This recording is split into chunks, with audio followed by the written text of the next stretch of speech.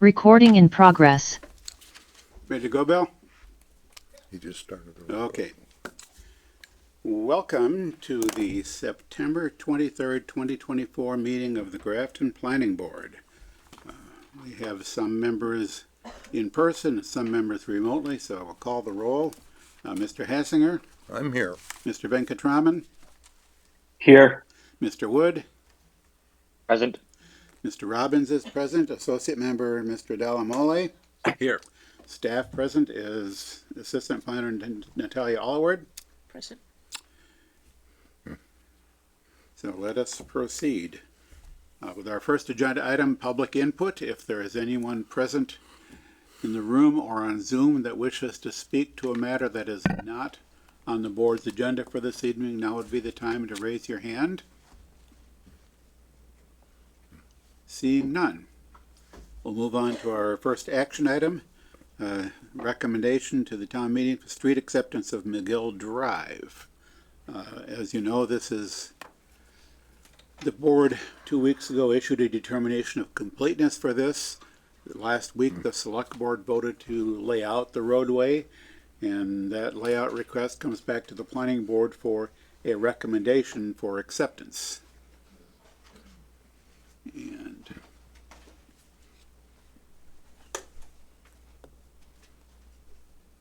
all right.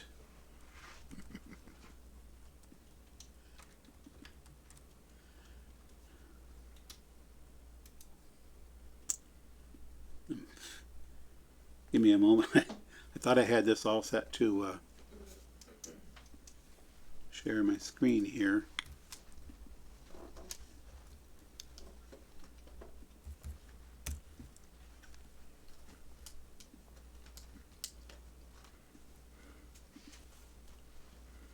So this is the overview of the plan. There are a lot more details on subsequent sheets of this, but I think as I recall,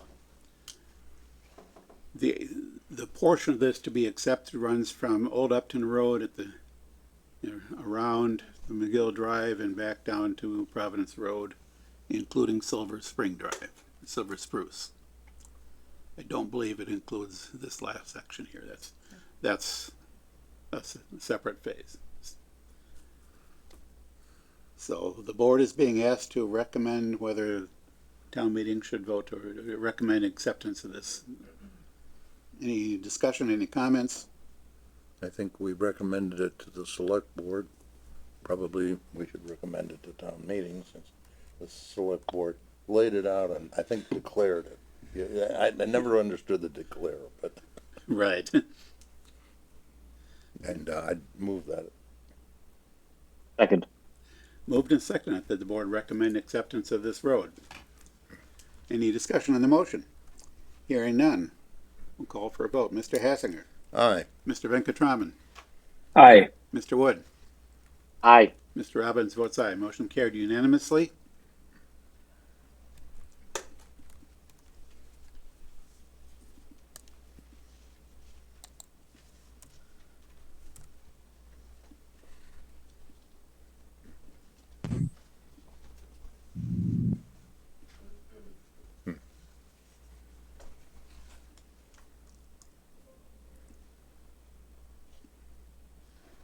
No,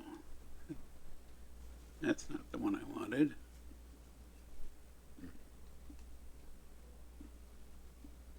There you go.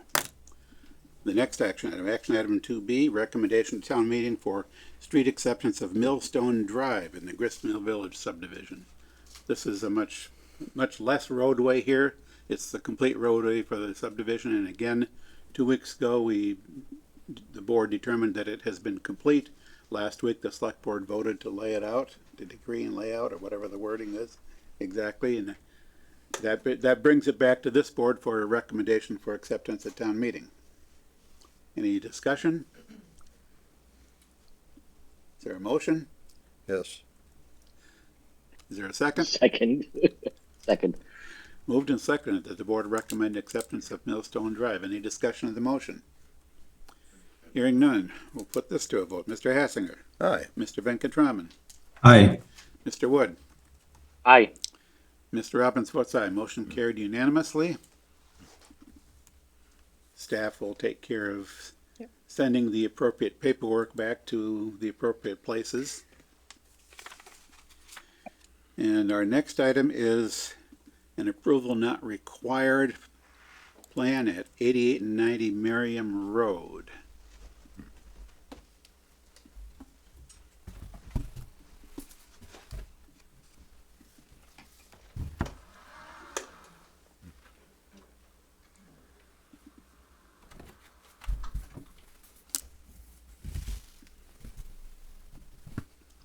I'll put this up on the screen here. And Thank you. Good evening. Chuck Chalupka, 88 Miriam Road. I was here in May of 2023 to do a land swap with my neighbor Carlton Martin at 48 Meadowbrook Road. And I would have done the land swap with people on the other side of me at the same time, except their lender required some paperwork and review, which took about 14 months. But they finally approved it. So my original reason for coming before the board and requesting these approvals is to be able to get an additional lot from the 6 acres that I currently own. I had 320 feet of frontage, and as you know, I need 400 on that side of the road to make 2 lots. If I was on the other side of the road, I would only need 100. But so with the 2 land swaps, that will give me over 400 feet of frontage, and I'll be able to create another lot so that my son can build a house there. Our goal is to be able to, Stephanie and I, in our golden years, which we're well into now, we'd like to be able to stay in our home as long as possible. And with the help of my son and his family living right next door, we would be able to do that.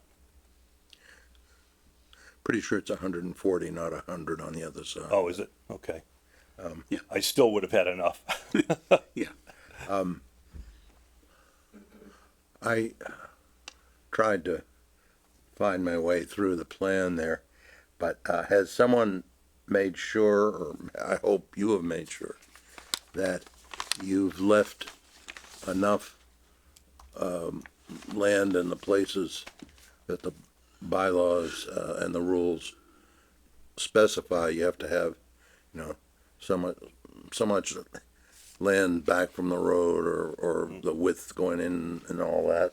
Right. Just you're confident that, because this is sort of a oddly shaped It is. situation. And anyway, just Yeah. be sure that Norman Hill of Land Planning, Norman and Brian have worked on this. I've given the plans to Fiona. yeah. So all the setbacks are in order. I'm not an engineer, but I've been given assurances that they are. well, we've had people discover kind of down the road after they've done something like this that they didn't actually, there's some little thing, but no, the only way to find out is to get to that point. Yeah, I noticed on this plan here there's Yeah, a 15-foot side yard setback around here. The front has it's not labeled here, but there's a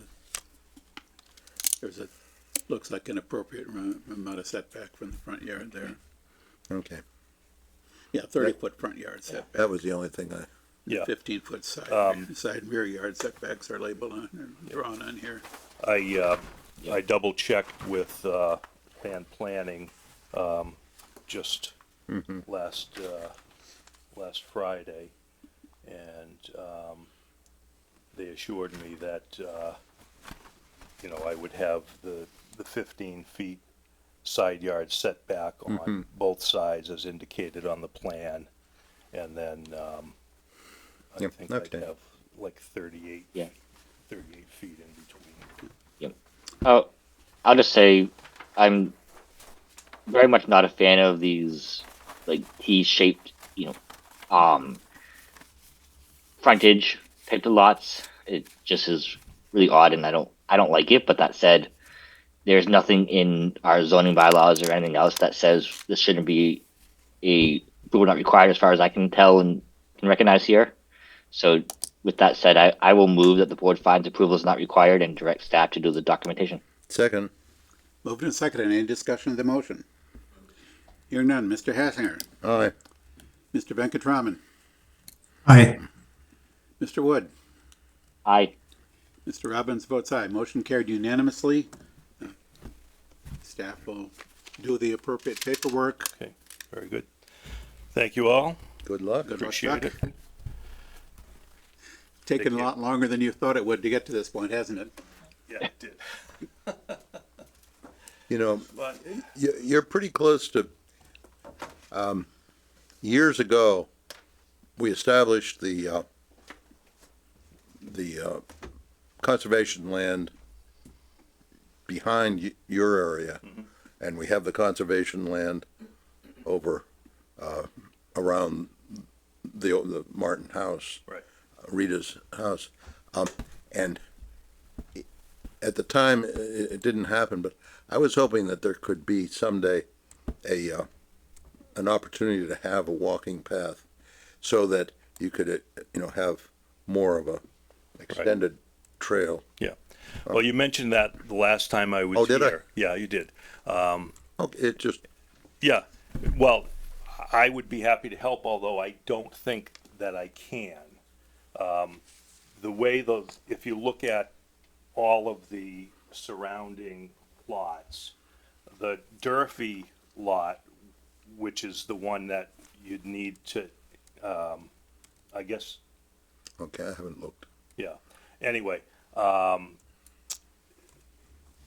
there's a point where my lot, I guess, doesn't really intersect. I don't know. I'm not a geometry person, so I don't know what the right word is. But I don't have a lot of frontage on the Great Meadow land, because right behind my lot, the lot at 48 Meadowbrook sort of wraps around the Okay, the well, bottom section of it. you folks down there, think of, be aware that it would be a benefit to the town of, Yeah. if it's sometime you I know. could do that. I don't know if anybody could hike that, though. I read Ted Williams' post on Facebook, and I It offered wasn't to, $2 million. I well, think it was 900,000. I was around. I thought it was actually more than 2 million, but anyway, No, because I offered. I made the video that we showed at town meeting. Yeah. But I offered A couple to go years in ago. and- That was a couple of years ago. Yeah, More than a couple. maybe in your next 32 or 33 years on the board, Bob, you'll actually see that come to fruition. That might be enough time. Yeah, saving But costs. I offered to, is the to name go of the and video. mow that Yeah. That, free. 'Cause Yeah. I have a tractor and a brush hog. But I don't know where to begin, because I'm sure the town is gonna want some sort of waiver of liability. in who case- knows? I don't even know who you asked, but Yeah, that would, she does. that would be the Conservation Do you Commission. know what he's talking about? I think so. Oh, okay. Yeah, that land is under control of the Conservation Commission. Yeah, So that's the place to start. All right. Well, okay, thank you. I'll talk with them. Thank you. All right, moving on. Our next action item is a draft decision on the request for special permit and site plan approval at 8 Stratton Road. This is for an accessory apartment. Oh, yes.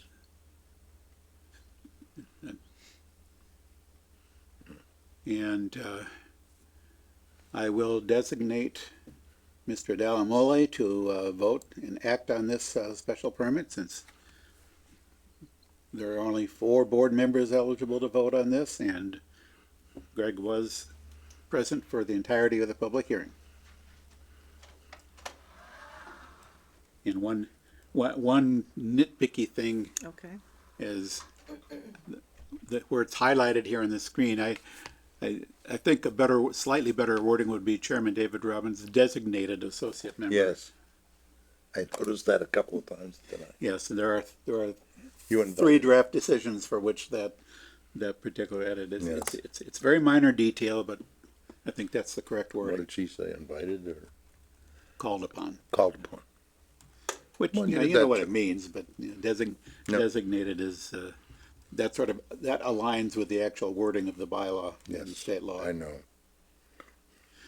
So, any, I'm ready. We gotta get these things right. Yeah. It just, yeah, so anybody have any particular comments on this? I don't think so. Yep, and this I didn't see problems. This is our usual accessory apartment Right. decision. Yes. So unless there's any particular discussion about changes suggested for this, other than the one I already made, Let's see. nothing else, a motion might be in order.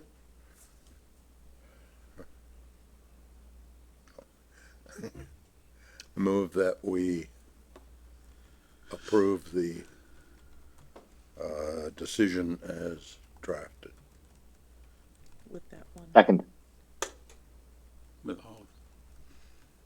all favorable findings and all Yes. waivers approved. That's the only way it'll get approved. All right, any discussion of the motion? Did I heard a second, didn't I? Justin. He can second. Can't he? Justin seconded. Justin seconded. Thought I heard Justin seconded. My mind started to get He's distracted. right on. Yeah. All righty, any discussion of the motion? Hearing none, Mr. Hassinger, Aye. Mr. Venkatraman, Aye. Mr. Wood, Aye. Mr. Delamole, Aye. and Mr. Robbins votes aye. Motion carried unanimously. This decision is approved. Staff will crank the paperwork out. It gets filed with the town clerk, at which point a 20-day appeal period commences. All the usual. Any questions, reach out to the office. All righty, moving on. Thank you. Yes? I think it was just the applicant saying thank you. Oh, yeah. Sorry. Our next action item is a draft decision on the request for modification of special permit and site plan approval at 18 to 22 Donahue Lane.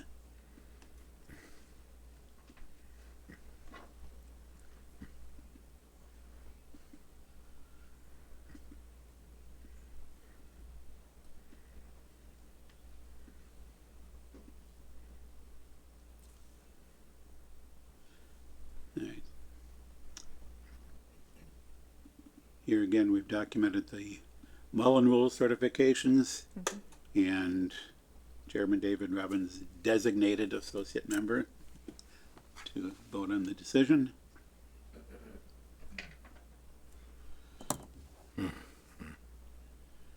And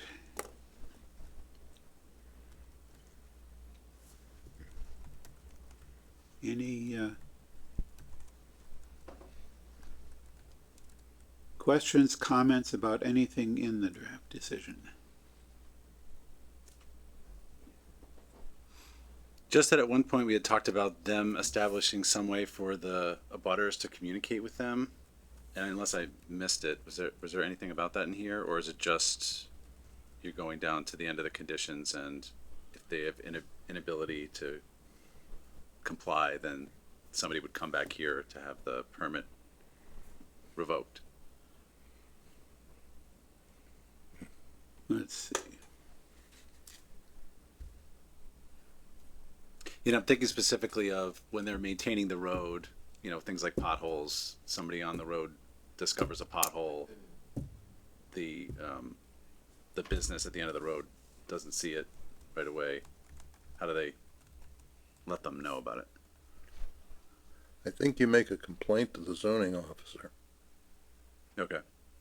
and he enforces, he he looks at the special permit and tells them you're not in compliance with the order, get in compliance. And then it goes on from there. Got it. Yeah, I mean, if you look at, particularly with respect to Donahue Lane's condition 25 here, is, goes on at considerable length explaining what the applicant slash owner is responsible for. And if at any time after the decision is issued, the applicant is found to be in violation of this condition, the board will require a modification to install mitigation measures. Failure to comply, when notified of compliance, may be notified of failure, may be grounds for revocation of it. It is the, Right. the building inspector is acting as the zoning enforcement officer who is responsible for enforcing the conditions of this and any other special permit. Got it. Okay, so it's not direct, but there's a process. I see it. Okay. Yes, that's, yeah. That's basically, it's standard in as much as the building inspector is the enforcing officer for any and all special permit conditions. Except when it gets down to, they don't do what the zoning officer says, then they have to get permission from the select board to go into the legal level. Yes, And sometimes that happens. yes, Sometimes that it is, doesn't.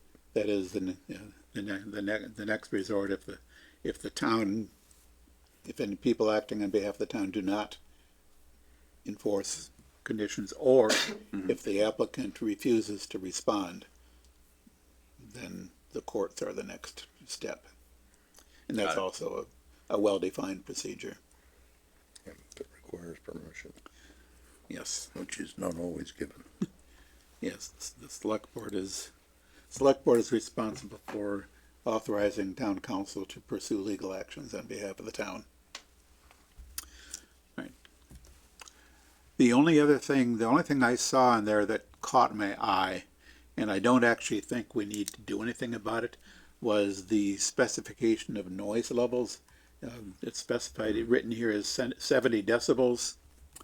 And the normal scale for measuring noise when it comes to its impact on humans is customarily called dBA. But there's even more, The A weighted, it weights different frequency ranges. but with impulse noise, there's still more difficulty about how you measure. Yeah. You know, if it's a motor running, you can go measure the sound. But if it's trucks going crash, that's a whole different, or that's a different challenge. But I'm gonna say that the more I thought about it, the more I thought probably just citing 70 dB is sufficient here, because DBA, probably DBA. and if it would be more precise to label it as dBA, then that's, there's like. Because there's more than DBA, there's DB this and DB that Yeah. and DB three other things. So if you say DBA, you've narrowed the field. And in fact, dBA is the term we use in the construction noise section of the general bylaws. Oh, is it? Yes. I don't remember. Okay. Yeah, that's So in you several have to look spots in at those. you have to look somewhere and decision. find out whether the A is big or small. Yeah, that's in several spots in the decision, so we should probably change that if we're looking to do DBA instead of just DB. Did he agree with this? Yes. Okay. So I think And then- this is I hear a consensus that we should call it DBA. And I have two other brief comments. One relates to the DB stuff still, the noise levels. I have a slight concern that this will rear a problem in the future just because of the types of things we did for some other decisions where the 10 dBA over ambient noise at the property line. Because, like, for example, if Wyman Gordon was to suddenly start doing the air raid sirens every day, then the dBA reading at the property line could probably be over 70 dBA. So I lean toward leaving it in here just as is because that's what we discussed in the public hearing, and we can always do a modification if that does become a problem in the future. for the noise level, but I just wanted to call it out. The Yeah. other thing that might be problematic is on the screens, condition 27. And if the board is happy with it as is written, we can leave it. But the thought I'm having is the one-way trip each way for up to 20 employees explicitly called out might be a little limiting more than we would like, just because, for example, if an employee gets in their car and wants to go down the street for lunch to the pizza reunion or somewhere else, and then come back, that is then not following this condition. And an employer really can't keep an employee on site if they're on an unpaid lunch. That's the only reason I wanted to call it out, but I'm comfortable with it. It's just the applicant didn't mention it, and we can always, again, address it with the modification if we want to. I'd say leave that for, if it turns out to be an issue, come back Okay. for a modification. That's fine with me. Okay, And the same thing happens for, for the 70. yeah. All right, anything else? Prabhu, do you have anything?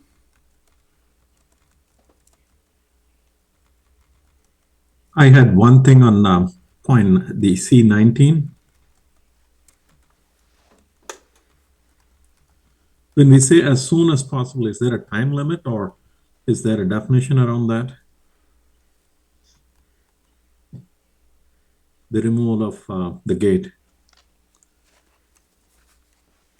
seems open-ended, but I was also looking for some of the prior decisions. With my search, I couldn't find any. Yeah, you're wondering whether we should have a more definite time limit rather than Yeah, as soon yeah. as possible.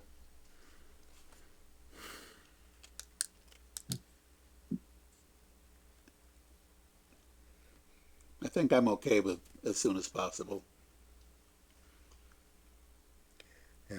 I did catch that too, and I think I share Prabhu's concern. I think as soon as possible is very open-ended and does strike a little bit of a concern to me. I don't know, maybe as soon as possible, not to exceed 1 year from date of decision. This is removing the gate. Yes. For the right of way. How, it should take about 20 minutes even in the winter to remove the gate. Would you want to say something along the lines of as soon as possible, but no later than 30 days from the expiration of any appeal period? Yes, That works Yeah. for me. Second, do that. And I think there's a slightly more precise wording that should be expiration of the appeal period, but there's also a phrase that usually goes along with that, and I don't remember exactly how it's worded, but basically it's a expiration of the appeal period or resolution of any appeals. There's some language that I see fairly commonly used. I gather that that's kind of what we'd like to see. Agreed. So we can- Tolling, it probably uses tolling. Yeah, I'd have to go back and look. I've seen language like that somewhere, and I just don't remember off the top of my head, Natalia. I just have a question. So 30 days after the appeal period is over, or 30 days, that same time period, right? Yeah, so it would be no later than, as soon as possible, Yep. but no later than 30 days after either the appeal period expires or any appeals are resolved. Yep. Yeah. I'd have to go back and look up. I know I've seen language that's somewhere, something very close to the language, but I think there's a I think we have that. fairly standard way to say that. So is that comfortable for everybody? Make it so. Anything else?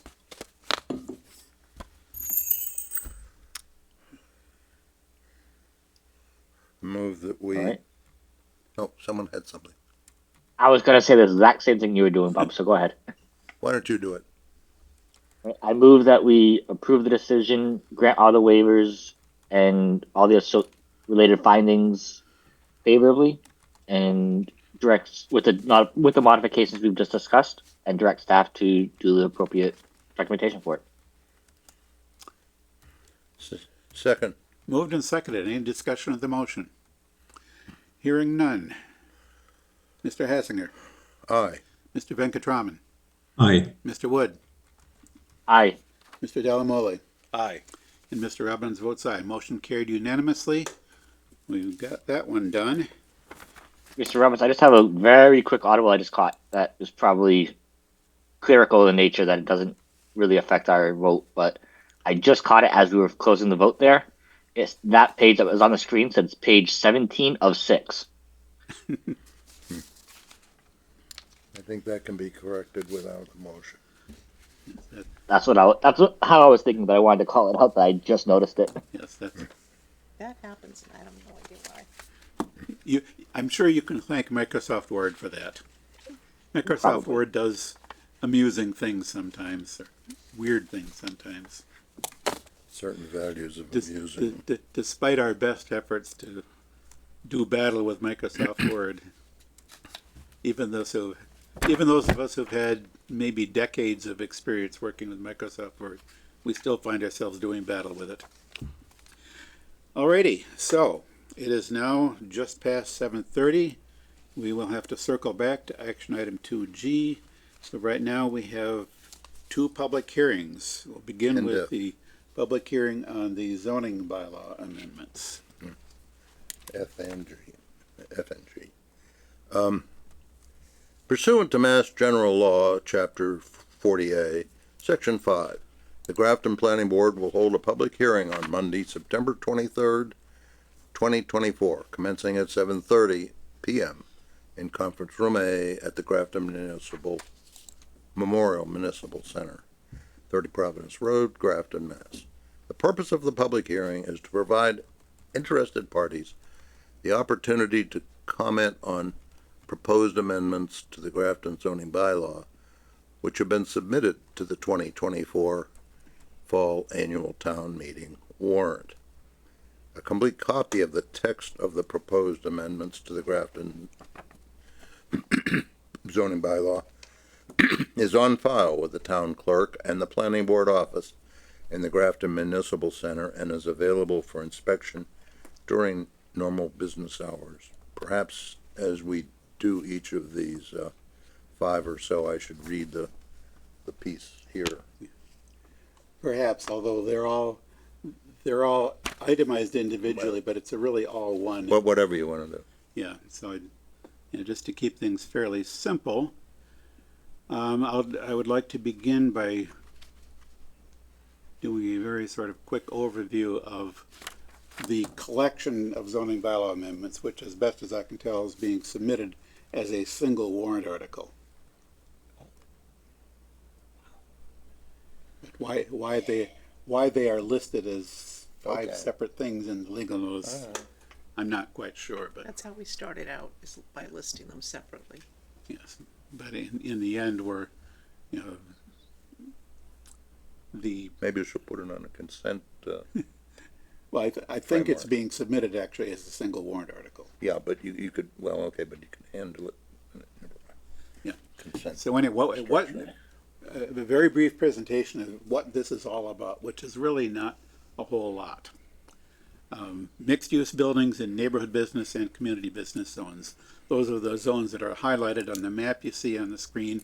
And the idea here is simply to allow residential use in the upper floors of buildings that have commercial use on lower floors. And this is allowing residential use by planning board approval is in the form of a special permit. So it's not by right. And importantly, the use of the words mixed use sort of calls to mind village mixed use zoning. It's important to note that the proposal here does not bring any other village mixed use elements into the neighborhood business and community business districts. It preserves the primary commercial orientation because it's aimed at buildings with commercial use on the ground floor possibly on upper floors, and then above that, residential use. Note that in these districts, building height is limited to 35 feet, which means no more than 3 floors. So you're looking at 1 or 2 floors of residential at most on top of a commercial building. And you might wonder why this is being proposed. You know, Town Planner's Office has received a considerable amount of interest from local business owners, as well as we're noting market trends, and particularly through the work on the master plan, we're noticing an increased public interest in mixed use. And so this is a very focused, very limited proposal here. The actual changes to the zoning bylaw are primarily about three major, 1 minor. Defining mixed-use building. Defining it as a building with non-residential use on the first floor, maybe non-residential use on floors above the first floor, and above all the non-residential use, then residential use on the floors above. And as I said, with a 3-story building height limit, that means commercial on the first floor, possibly maybe commercial on the second floor. You might have retail on the first floor, offices on the second floor, and then apartments on the third floor. Or you could have 2 floors of apartments and just 1 floor of commercial. So we define mixed-use building in section 2 of the zoning bylaw. And in the use table under residential uses, we allow residential units in a mixed-use building by special permit in the neighborhood and community business zones. The proposed bylaw amendments also specify parking requirements for the residential units that may exist in a mixed-use building. The village mixed-use section of the zoning bylaw is revised to reference the new definitions. It's not a substantive change, but since we had a mixed-use building definition in section 12, we're basically pulling that up to cover the entire zoning bylaw and just revising section 12 to be consistent with that. So that's a very quick overview of what this proposal is. Let's see here.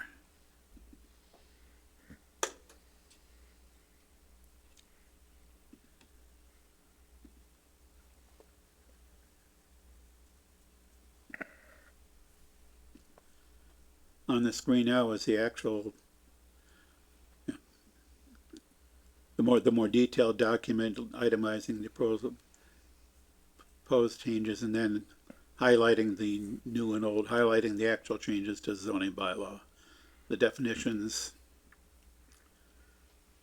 adding to the district intents and purposes, adding a note about mixed-use buildings, parking, section 4, repeating definitions in section 12, which I don't really see a need to repeat the definitions, but we can talk about anything that we want to do, what we want to recommend for town meeting. Mixed-use building definition, and there's the use table, and there's another minor change to clarify under business uses. There's a row that simply says mixed use, and it's kind of odd. So, it's suggested referring to mixed use development, which is something that's better defined in the zoning bylaw. So, with that, this is the public hearing. I'll open up first to the planning board for any questions and comments. I could look it up, but off the top of your head, so it's only 35 feet is the max. Do you know what the by right number of units per acre and special permit number of units per acre would be in these districts? There is no units per acre. First of all, this is all by special permit, however many units. And it's, the proposed changes do not include a measure or a limit for units per acre. Okay. I think I thought about that as Fiona and I were working on developing it, and at least my conclusion was that since this is inherently limited to the footprint of a commercial building, then that will tend to limit the number of units. For example, if you're if you have a 5,000 square foot footprint, 5,000 square foot footprint on your building, and one floor of apartments at maybe 1,000 square feet per apartment, that's like 5 apartments. Yeah. So my conclusion, at least, was as we were working some of this out, was the limitation that it's a commercial building first with residential above, and the residential has to fit within the footprint of the commercial building. It didn't seem to me, at least, to be important to have an additional limit on units per acre. So it's more about redesignating an existing building, or do you imagine new construction kind of invoking this? It could be new construction. It could, for example, be taking an older building that's maybe kind of run down, and the owner would like to rebuild the building and possibly expand its footprint, probably not, but rebuild the building and maybe leverage the rental apartments on the second or third floor to help with the finances to make it financially feasible to remodel the building. It might also offer opportunities for people to legalize existing units that aren't, you know, Yes, there are a number of existing commercial buildings with residential units. 2 Grafton Commons is the one that comes to mind. The country store on the first floor. There's some offices on the second floor and apartments on the third floor. yeah. Well, we had a problem with, or the town had a problem with the place up near Truth on the other side. It was Danko, Yeah, and they were doing their Danko thing, the Mateeth, or you know, Yeah. and somehow in a living space had evolved in the second floor, and we went back and forth, or the building inspector went back and forth on that. So it was just not something that could be allowed. This will give a path to, Okay. since we are trying to encourage housing. Yep. But no affordability opportunity here.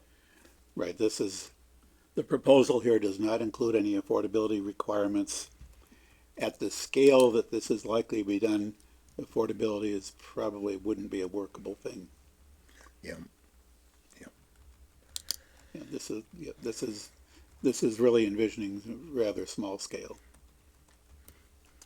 So any other questions, comments, either from the board or any members of the public?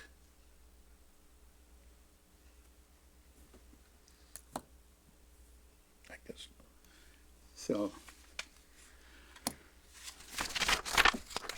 there's a couple things. I mentioned a moment ago that the definitions seem to be repeated in section 12 when they don't really need to be. I don't know off the top of my head. I don't think the warrant has been closed, but since we submitted this to the warrant, if we can amend the language that's on the warrant, it would be helpful. Otherwise, we'd have to go to a town meeting for an amendment. And, Include that in your motion? After you close the hearing? pardon me? Did you want to include that in your motion after you close the hearing? Change that? Yes, let's the one other thing, or there's 2 things. One is a real nitpicky thing, but that's sometimes what I'm known for. Where did I see this? There.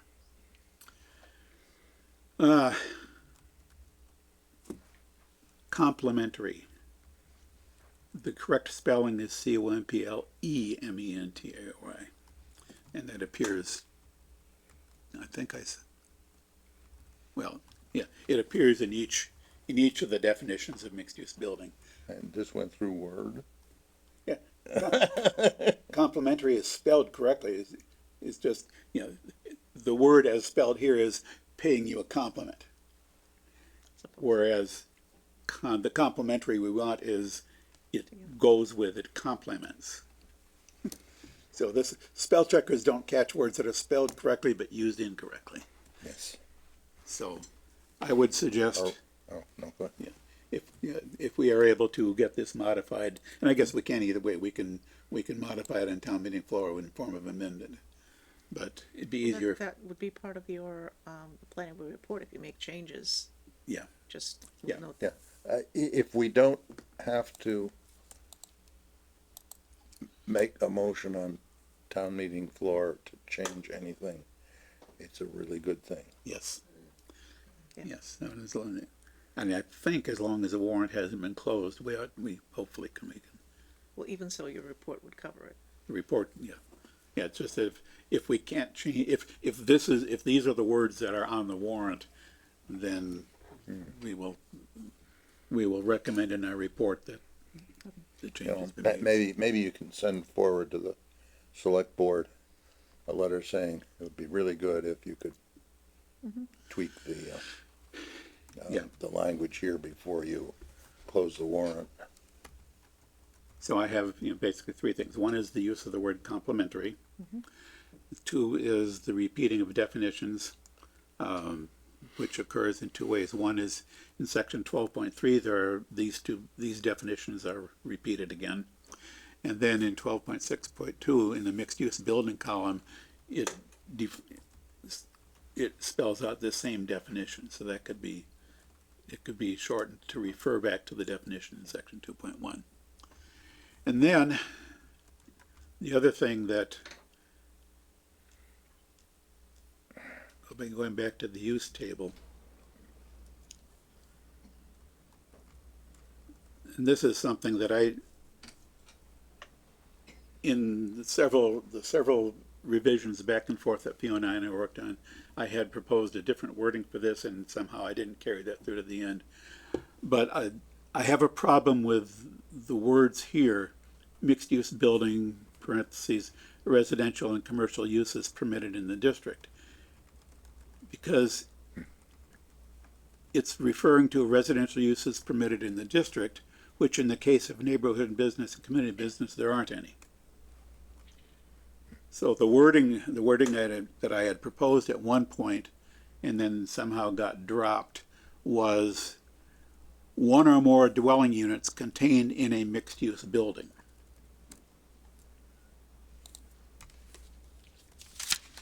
Which makes it clear that because this is listed under residential uses, it's the dwelling units that are relevant here. Sounded like you said contained. One or more dwelling units contained in Yeah, a mixed-use it building. sounded like contained. Yeah, so I would propose that as well.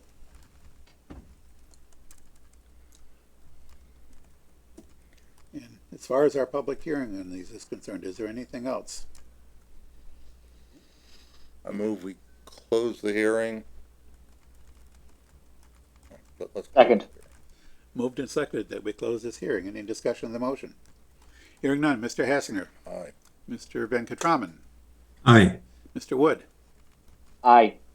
and Mr. Robbins votes aye. Motion carried unanimously. The hearing is closed. And now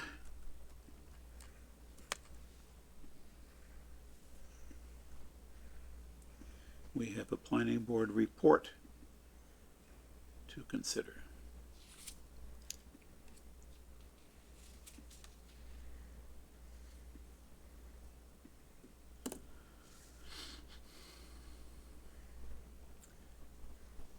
And this report is written as referencing a single warrant article. Okay. I move we approve the report with the adjustments that have just been discussed. Second. I heard Second. Justin seconded, didn't I? Yes. Of course you did. All right, so moved and seconded the report as drafted, but with additional language to As were discussed. the changes that we've just discussed. Any discussion of the motion? Hearing none. Mr. Hassinger. Aye. Mr. Venkatraman, Aye. Mr. Wood, Aye. and Mr. Robbins votes aye. Motion carried unanimously. Natalia, you and Fiona and I can work together on Making sure I've got it. the report. Yep. And as Bob noted, if we can touch base with the select board's office to see if they, So we'll, since the warrant is still open, maybe they can we'll do accept. that first, and then we can prepare the report and run it by you. Yeah. Yep. So we'll work the details of that outside of this meeting. Alrighty, so we are on to our second and last public hearing. This is a request for a scenic road permit at 103 George Hill Road.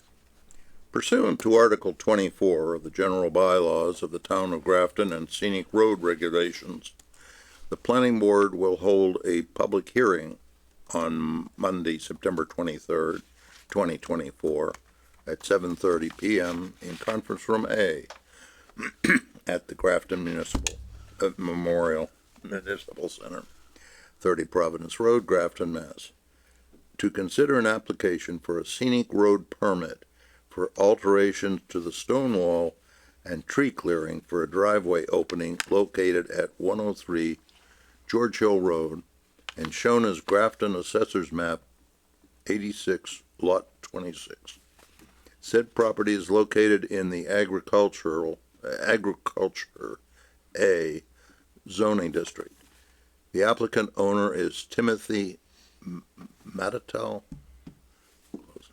A copy of the application / plan is available for public inspection at the planning department during regular business hours or on the Town of Grafton website at www.grafton-ma.gov on the planning development / department / development projects webpage.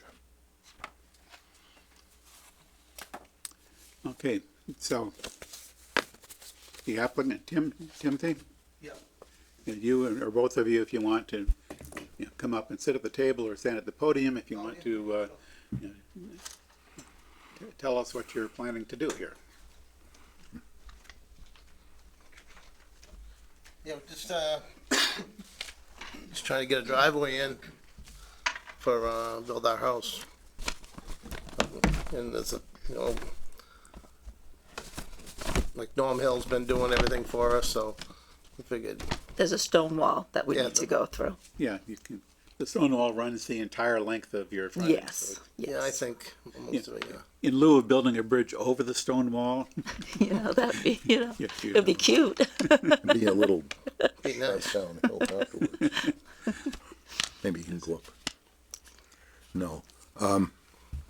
You do have significant storm drainage Yes. going past, so you do have to be careful about that. Yep, Yes.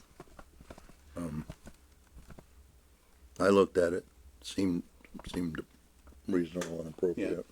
I mean, it's, Oh, the stones you move, you want to, We're going to reuse them yeah, we're gonna feather them out. into the stone wall There are itself. some voids in the wall, we're gonna put some Good. in there too. good. yeah, so as I understand it, the intent is to not move any of the stones off the property or No, away from the wall. They just will be. Yes. correct. And to what extent have you been talking with the DPW about how this is going to coordinate with the major road work that's being done in George Hill Road? Yeah, they said they're gonna, in a year, within a year, they're gonna come through and do culvert, Yeah. some culvert work, and we were gonna get together with them and see exactly, before we do any pipe over the, under the driveway. Yeah, and that's not particularly relevant to the scenic road permit that this board's being asked to issue, but Yeah, just want to make sure you're aware. One of the things I noticed on the current plans for the George Hill Road work is there is a catch basin that's located fairly close to what looks like your driveway location. yeah, it's about I don't know, 80 feet down maybe.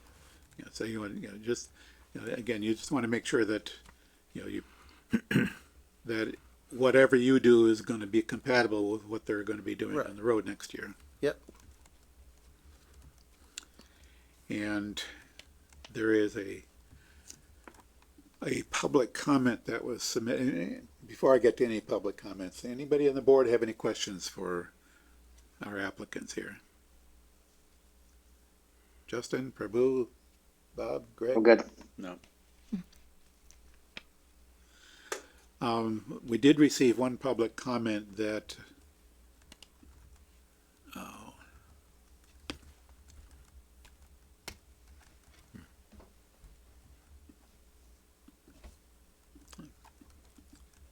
where did I see that? Comments, It's in the exhibits. oh, 104. Public, Yes, from your across the street people, neighbors at 104 George Hill Road. Read this. It's on the record, but I'll read it so everybody can hear it. We have lived at George Hill Road for 17 years. When we first moved in, there was no water issue on the road or our property. We have lived through the building of an arena, which dramatically changed the water flow on the road, then the deterioration of the culverts, which resulted in significant water running through our property. We have replaced our driveway twice due to water damage and added berms over the years to deter the water from entering our house. We also have to place multiple sandbags at the top of the driveway every time it rains to further stop the water from flooding us. We currently have rainwater running down the right side of our driveway, significantly deteriorating the driveway, carving out a ditch at the bottom. Water is also running down the left side of our yard, undermining the sidewalk in the yard. The proposed house at 103 George Hill Road has us significantly concerned. Their driveway will be directly across from our front yard and house well. The amount of water coming down their driveway will more than likely not be captured in a culvert and will flow directly into our well and flood our front yard.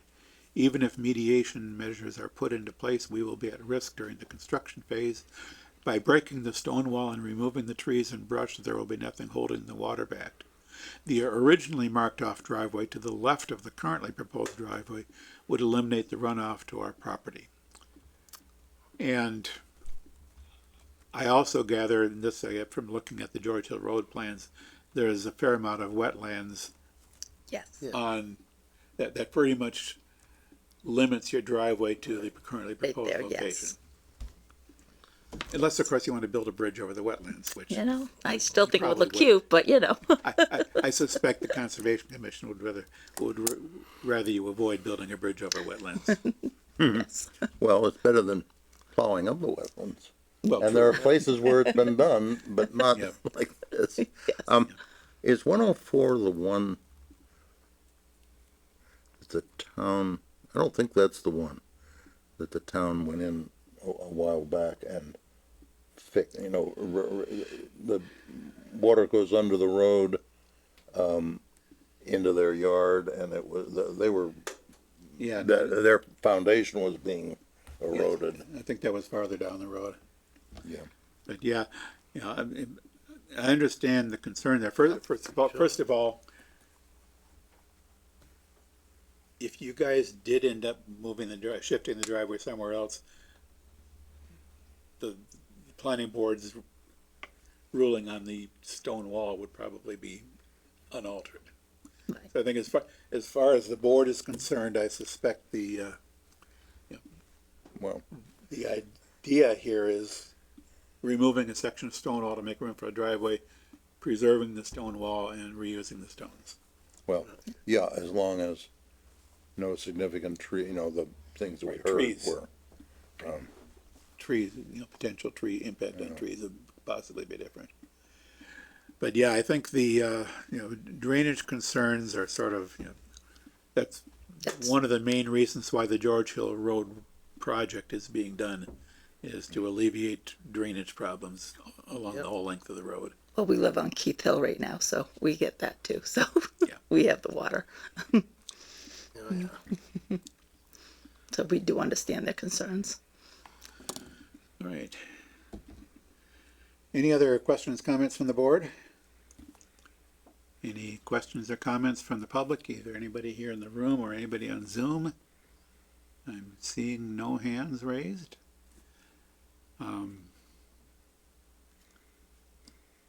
This is a meeting, not a hearing. I don't know that we have to close it.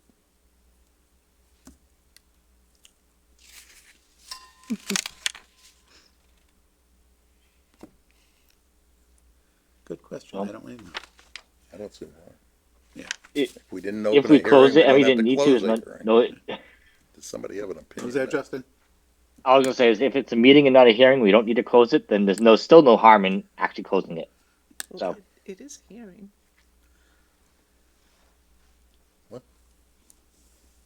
Is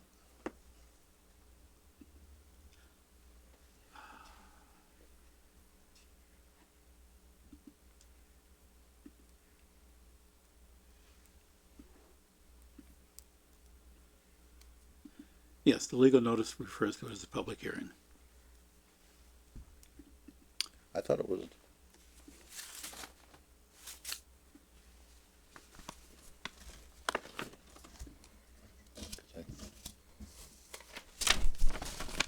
Anyway, Oh, public hearing. I Okay, move- move we close the hearing second. and direct staff to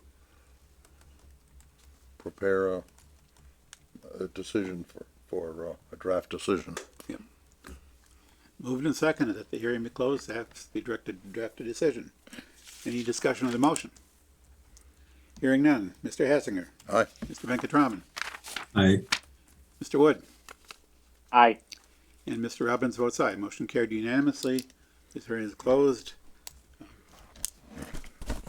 Staff will do the appropriate paperwork and they'll let you know how.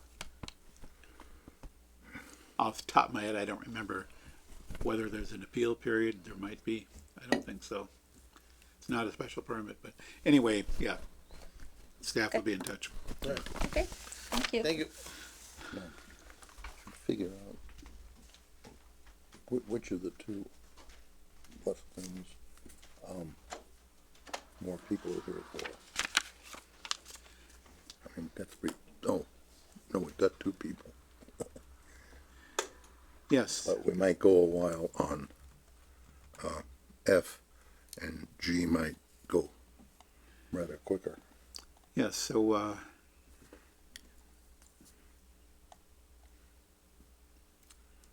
yes, so we'll circle back now to our last two action items. And I suspect the temporary certificate of occupancy extension will probably take less time than the Upton Street decision. So, the temporary certificate of occupancy extension, something that came up just today, too late to be included on the agenda in the normal course of events. It's on the agenda here as an emergency item, for which, first of all, I'd like the board to vote on whether to take this up as an emergency item. Because if the board doesn't want to take it up tonight, we will have to take it up at a subsequent board meeting. Given the September 30th deadline, we could conceivably schedule a special meeting of the board Thursday or Friday this week to take care of it. But I'll leave it up to the board to decide whether they want to take this up as an emergency item. My concern is we keep going down this road of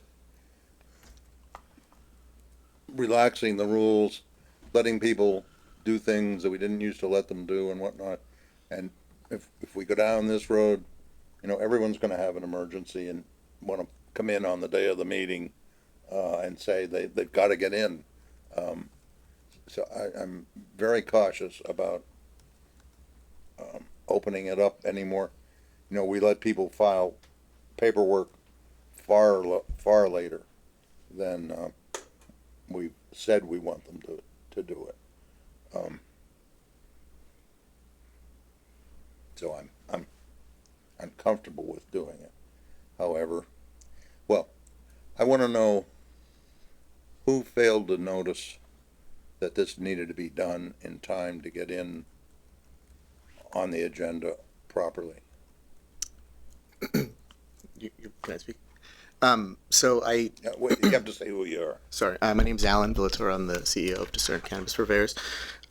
We had received some notification earlier. I tried to contact the new building inspector a couple weeks back, along with the town planner, but I didn't hear back. So I came in, made an appointment to meet with the building inspector because I wasn't sure what was still, what we needed to get done in order to come and get this taken care of. And so this morning I met with the building inspector to go over some other items as well. And I didn't realize that number one, today was the meeting, or that was the next one that would be available before the actual expiration, or what was necessary to, get that going. So we had already made some improvements or some progress on the actual item. So that's why I'm here in such an emergency fashion. It seemed to be quite a list of things. It's a little hard to plow through the little bit of paperwork we finally got late in the day. But anyway, just to wrap up the question of whether we want to take this up, sounds like there was a breakdown in communication somewhere between you and the offices here. Yes, I mean, I tried, I believe I sent an email in on September 4th requesting some time to go over what was necessary to, I guess, discuss this, but I didn't hear back, and so I did come in last week to try to, again, figure it out, and I was able to get some responses, I guess, and get a meeting scheduled in with the building department, and then get this presented back over to planning.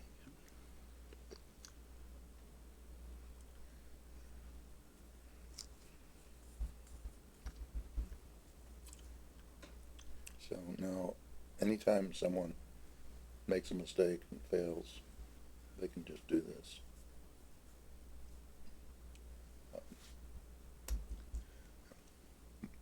Move the question.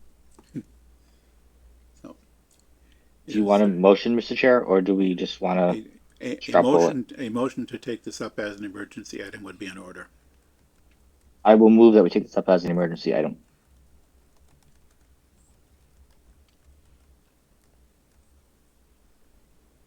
I have a question.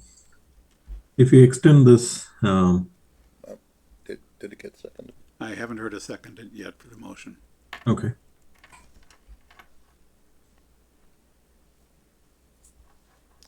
Well, for discussion, I'll second it. All right, moved and seconded. Discussion on the motion. Yeah. So the question, if we extend this, this particular request, are we expected to extend the same option to anyone else who's coming in at the last minute as a emergency request, and how do we manage that? Yeah, I think that's Bob's concern too, from what I basically heard. My personal thinking is, it feels like the applicant had tried to reach out to staff in what feels like a timely manner to at least get this on our agenda and get the certificate of occupancy straightened out with the turnover in the zoning office, the building inspector's office, and with the busyness of our planning staff.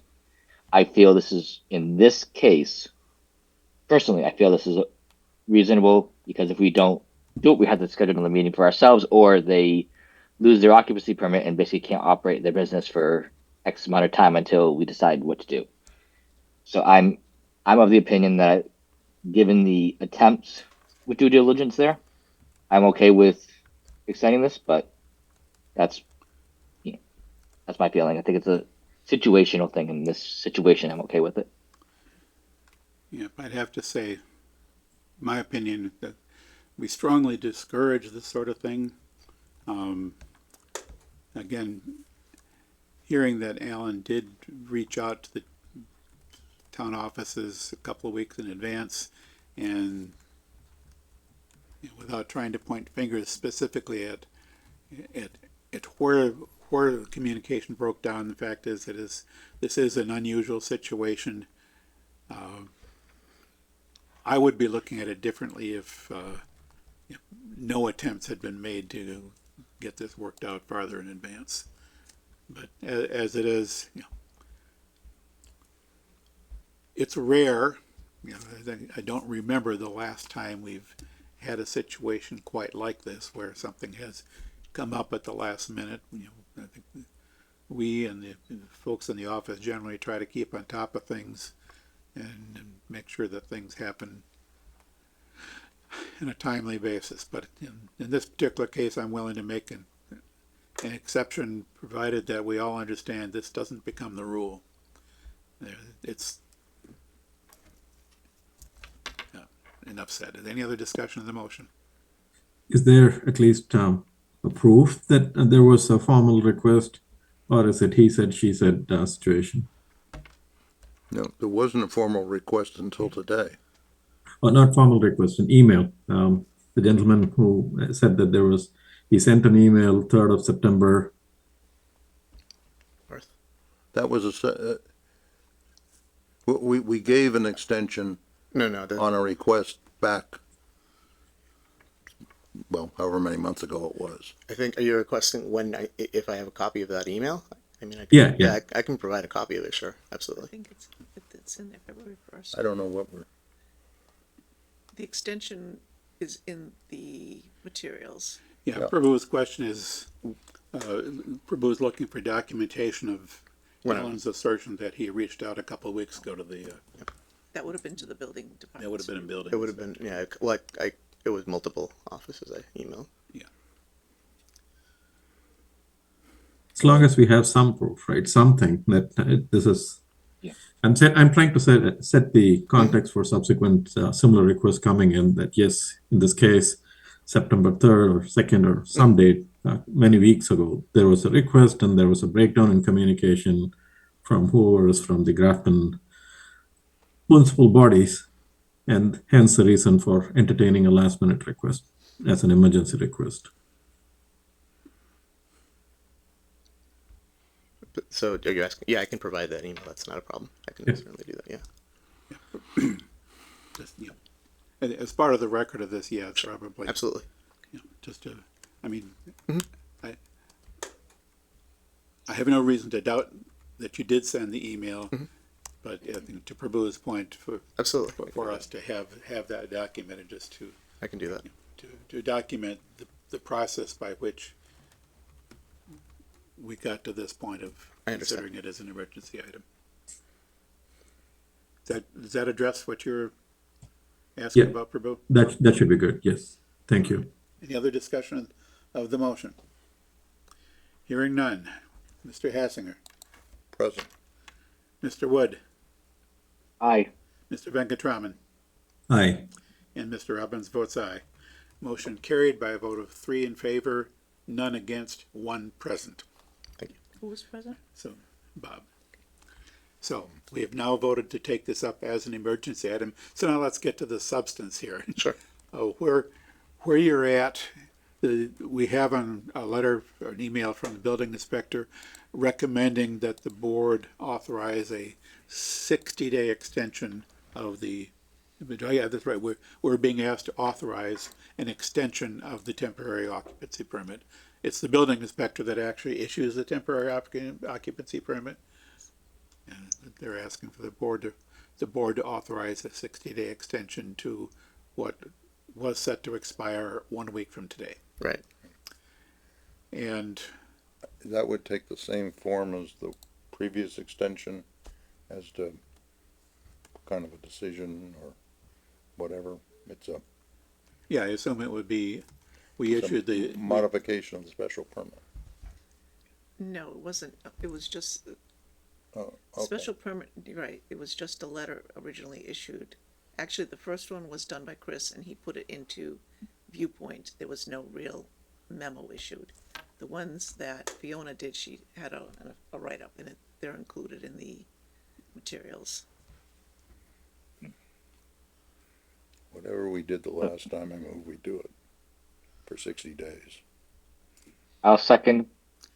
all right, well, Motion.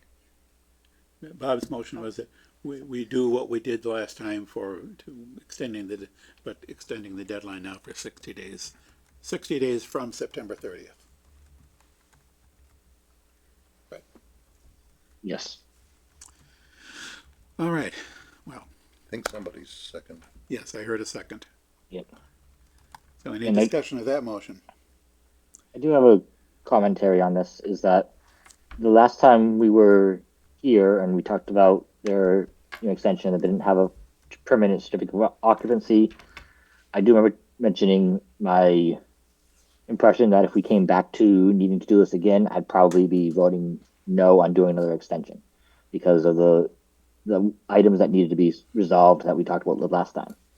My feeling with the building inspector's recommendation is 60 days is reasonable, especially where the building inspector's largest concern was a sign, which I feel that could be done in the 60 days. I think I'm okay with doing this, but that was a concern I had. And if we're back in with another 60 days trying to do this again, I'm going to be less favorable of doing this. Yeah, so on the screen, particularly this highlighted last paragraph is the board's action on that. And the letter basically outlines some of the discussion that led up to it, but then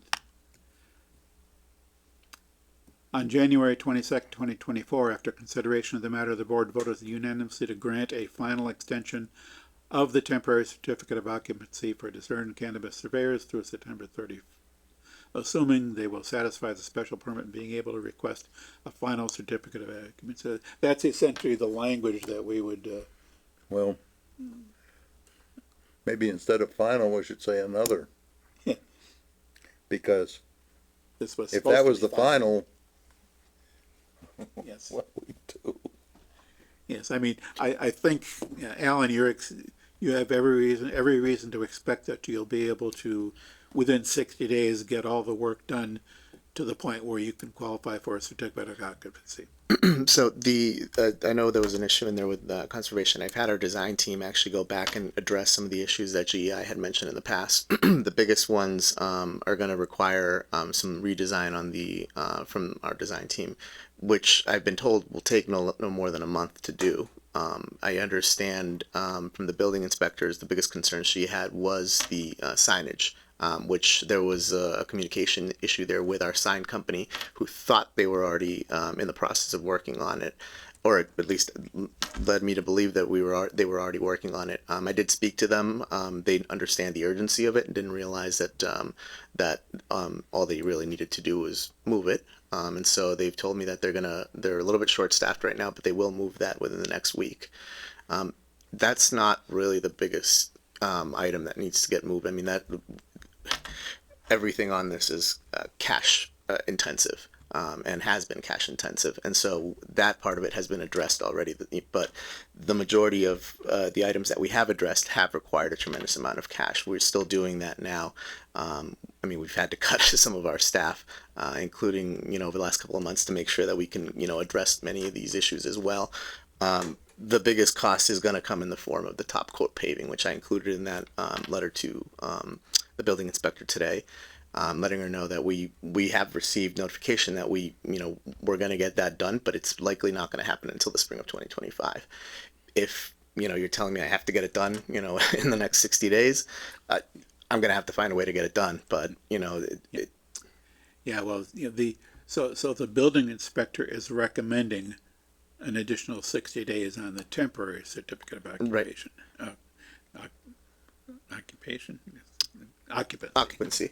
But my confusion was in the wording where it seemed like she wouldn't want to recommend it more than the 60 if the zoning violation wasn't cleared up. I don't know if that was the only item that was really pending that 60 day that she was mentioning, or if it was the overall scope for which I've demonstrated. The biggest item besides the paving that will need to take place is the additional foliage and trees that need to be planted. Some of those will go in the back, but they have to go according to what the redesign is, because there were some issues there on the design where they wanted to make sure that we could meet conservation appropriately. Yeah, so I think I would be inclined to just to to go with the 60-day recommendation from the building inspector. Mhm. And to Bob's point, probably not call it final because Call it an additional. Sure. I've already, I mean, we've in communication with her earlier today. I've notified them that I will let them know of any of the progress. Many of the items that are on the list, which you have we will complete in the next month. Some of them have just been really costly items that have been on back order. The sign reminds me, you use, you know what I mean when I say shark fins? You know, the things that's Yes. sort of like, sort of look like a feather, a big feather. I believe that those are not, those fall under the sign bylaw, so they need to be permitted if you use them. Okay. so we do have a motion on the floor, I move the question. and I think it's not necessary for me to actually take up move the question, but and if I will take Bob's motion to move the question if anybody else has anything that they wanted to No continue one discussing. seconded it, no one seconded it. Yeah. But you get the idea. Yeah, so again, the motion is to recommend an additional extension No, to to grant. grant an additional extension of the temporary certificate of occupancy to expire 30 days after September 30th. I'm not gonna try to do the date calculation in my head. 30 or 60? 60. Per the building inspector's recommendation. Thank you. I get confused. And the September motion 30th. was for 60, just to be clear too. All right, with no further discussion, we'll call for a vote. Mr. Hassinger. Aye. Mr. Venkatraman. Aye. Mr. Wood. Aye. And Mr. Robbins votes aye. Motion carried unanimously. Staff will take care of the paperwork on that. Thank you very much. I'll follow up with an email. Thank you so much. Which brings us to our final action item, which is the draft decision for the special permit and site plan approval at 1727 Upton Street.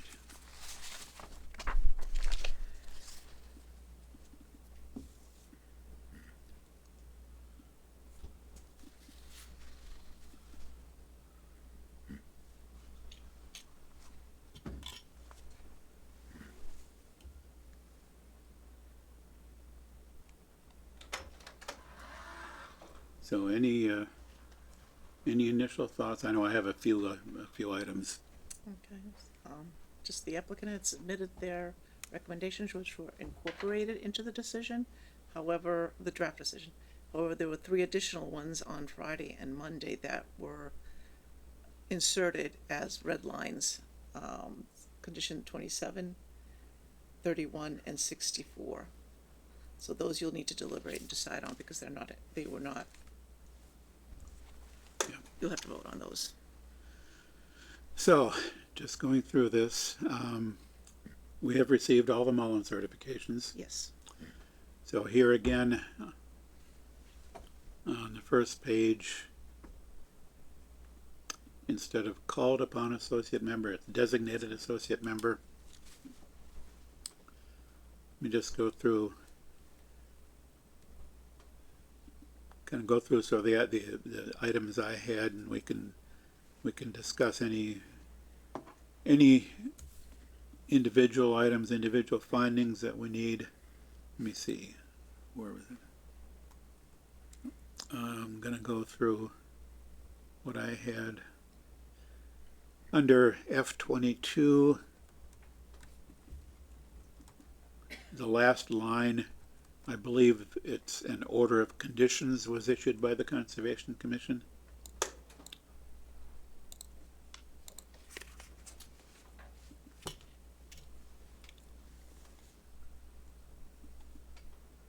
So what do you? Concom doesn't issue notice of intent. They issue orders of conditions in response to receiving a notice of intent. minor detail, but it's there.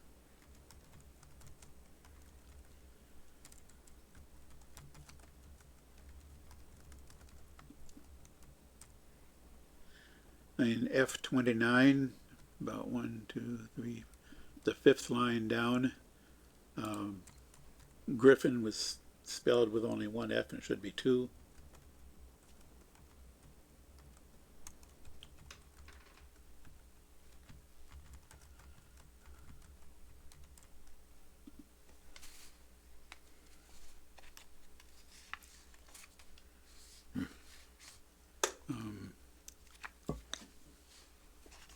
Next note I had was on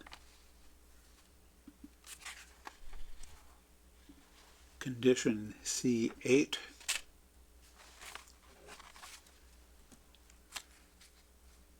Fiona is asking the applicant to confirm that a 1-year expiration of the special permit is realistically aligns with the deadlines of other town agreements.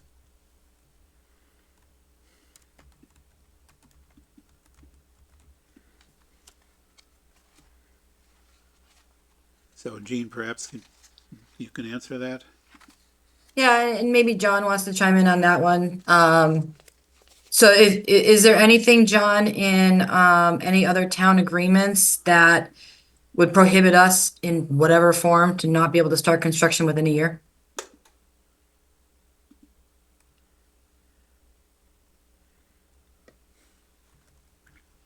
I don't think so. Yeah, I think we're comfortable with a year. I think we're planning to start as soon as possible, so, John, if you're good, I'm good with this one. Well, you know, the thing is, we're planning on starting this fall. So as long as we aren't precluded from starting this fall construction, I understand you need the apartments as soon as possible. And what we had planned on doing is making that contingent on the occupancy permit. It's gonna take us about 18 months to build the project. So getting off the ground sooner rather than later is appreciated. Yep. So yeah, so this is, you know, the only question here was, you know, normally we would set a 1-year expiration of the special permit, and an extension can always be requested if need be. But if you're pretty confident of starting construction this fall, then that 1-year expiration is not going to be a problem. Alrighty. That's fine. Moving on down to condition 31. Let's see.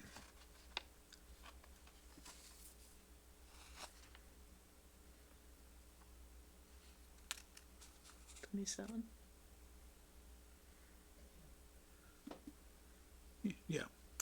Okay, so condition 31 was, as drafted, the applicant shall not proceed with securing a building permit until all buildings, floors, and unit types have been approved by EOHLC, or the subsidizing agency.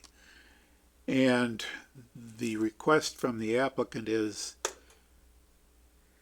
that the certificate of occupancy rather than the building permit be dependent upon EOHLC approval. Again, this gets back to, you know, the desire to begin construction in the fall, and the EOHLC approval for the affordability, you know, can take many moons.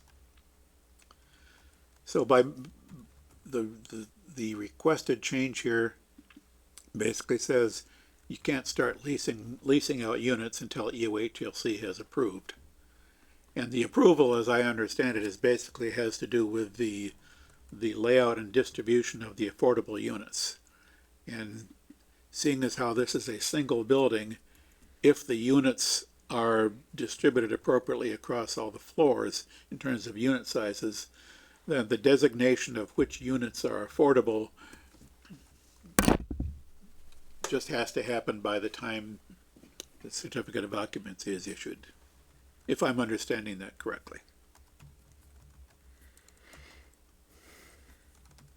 That's correct, and we've already distributed them uniformly, but you know, they may have something that they want to do. They may want to switch more one-bedroom units to the second floor or something like that. So the units are not different. All the units are exactly the same, one bedroom, two bedroom, and efficiency. So, we can swap units anytime we need to. Yep, as long as you have the units in terms of the different unit sizes, distributed appropriately, then the designation of which ones are affordable kind of doesn't have to happen until the last minute. So is that something the board's comfortable with? Any disagreement? I am comfortable with it. My only question for the board on this one, though, is do we want it in the same conditions section? This is in the standard affordability conditions, and just below it is the prior to construction. If we're no longer using this as part of a condition before building permit, do we want to move it, or does it still fit under affordability conditions? Does the board think?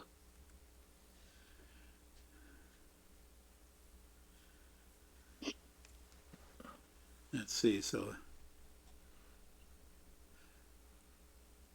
that could be moved down to conditions to be met after construction. So that condition with the proposed wording can be inserted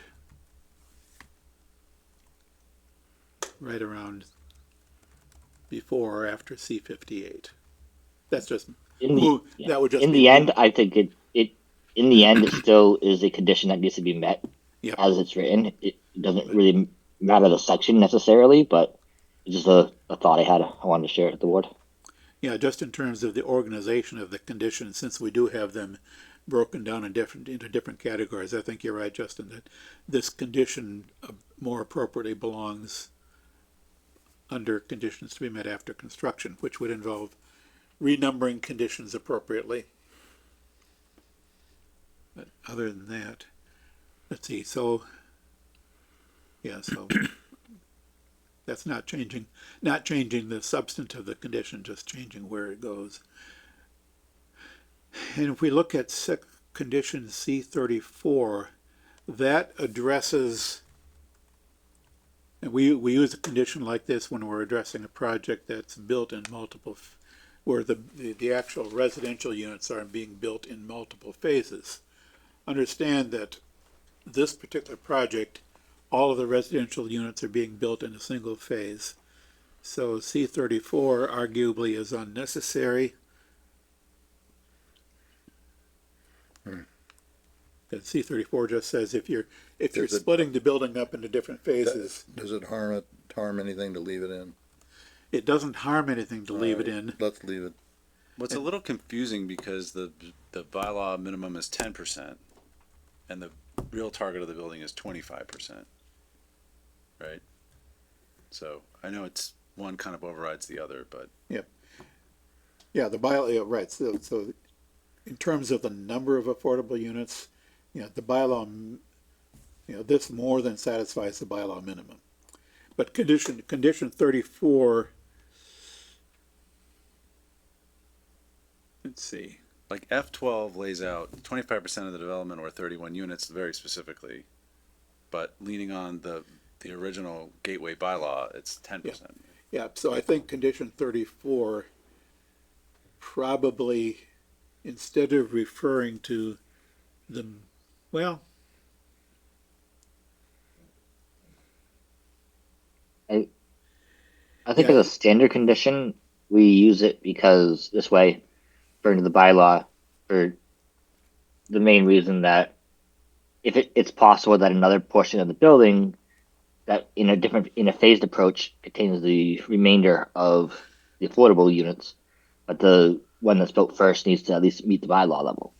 I could go either way on if we want to keep this condition in general for this particular decision, or if we want to change it to the 25% as has been discussed with this project, or keep it as worded. I could go either way. Right. I think this works in a sense. If the building was being built in multiple phases. Just keep things simple. If it were separated into 2 phases, this is saying that the first phase has to be at least 10%. And it's gonna be built in one phase. Yeah, so I mean, It's not efficient for us to build it in more phases. It's a single building, reception, elevators, all the stair towers and everything are, Yeah. it's just one building in one phase. yeah. I don't see this, practically speaking, ever being divided into multiple building phases. No, it wouldn't be.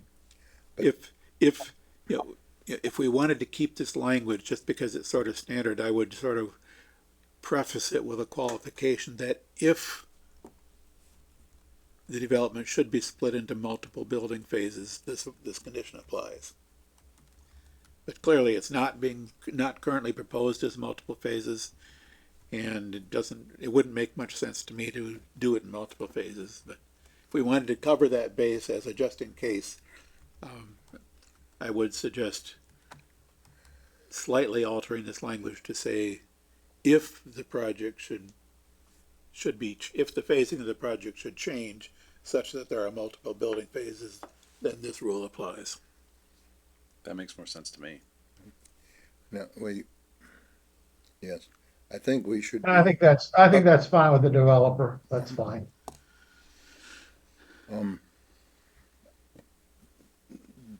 Things change, as this project amply demonstrates. I think belt and suspenders isn't bad. I do wonder, they start building, and 8 months from now, EOHLC doesn't approve, or whatever it is they do. What happens?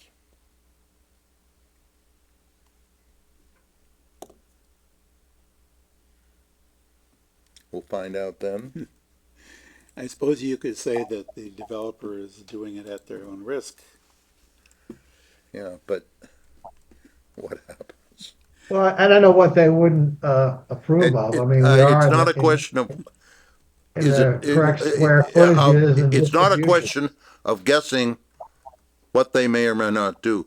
My question is, things keep changing that we don't anticipate. So we ought to think about this and understand if that changed.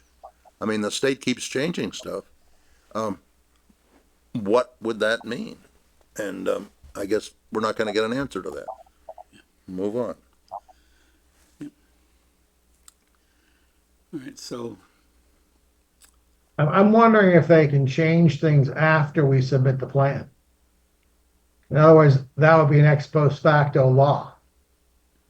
Once you submit the plan date is the date that it's registered, and everything that's on the drawings would be correct to that date. It works that way with zoning too. If you submit something and then, 5 months later they change zoning somewhere, it doesn't stop the project that's already in construction. Right. Yeah. That is definitely how it works for local zoning. State has been weird in the past, so I don't want to presume I know what the state's going to do or how they're going to apply different laws. But I think I agree with you that the likelihood is probably low that there'll be an issue. But if there is, it's up to you guys to figure out how to resolve it. Is how I'm looking at it, and that could be a lawsuit with the state. I don't know. Could be anything. But that does, to some degree, speak to the need, or how C-31 or wherever it ends up is stated. I don't know that it makes a difference, but it's a question that comes to me. all right, if we can move on. And I'm going through my stuff, and I want to make sure everybody else has a chance to, discuss things that they want to discuss.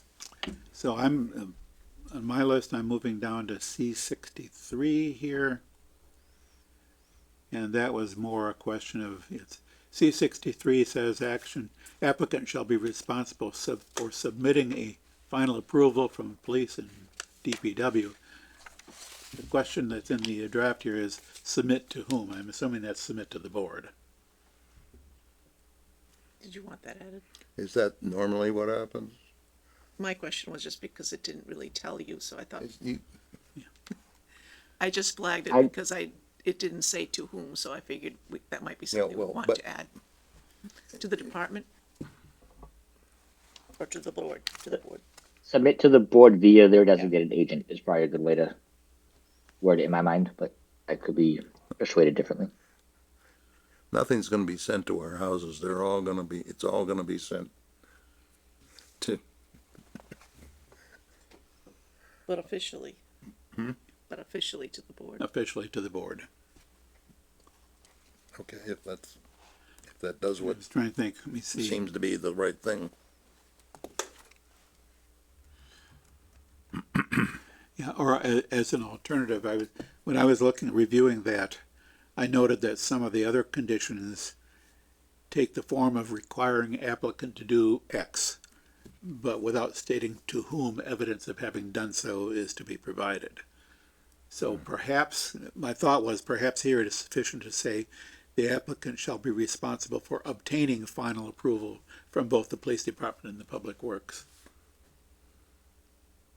Sort of leaving open the question of, well, to Well- whom is the evidence submitted? How does that get followed up? Yeah. Does the police department say, hey, they didn't get our permission at some point? Or do you wanna have a condition that, there's gotta be a report filed and we'll know, hopefully, somewhere there'll be a list of things. Which is generally speaking a good thing to have, is to have the documentation go somewhere where we know it's going to. So the question here is, does the documentation go to the board, to the planning department, or someone else?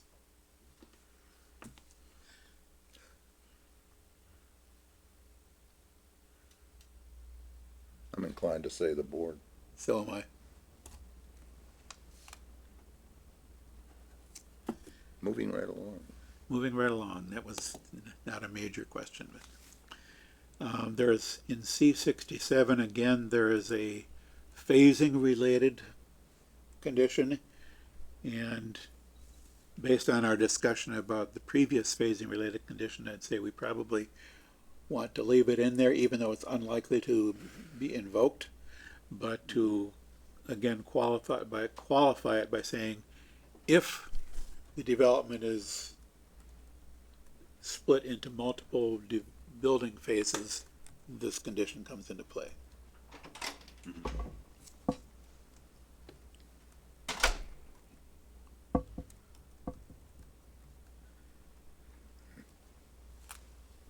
Does that sound like what we might want to do?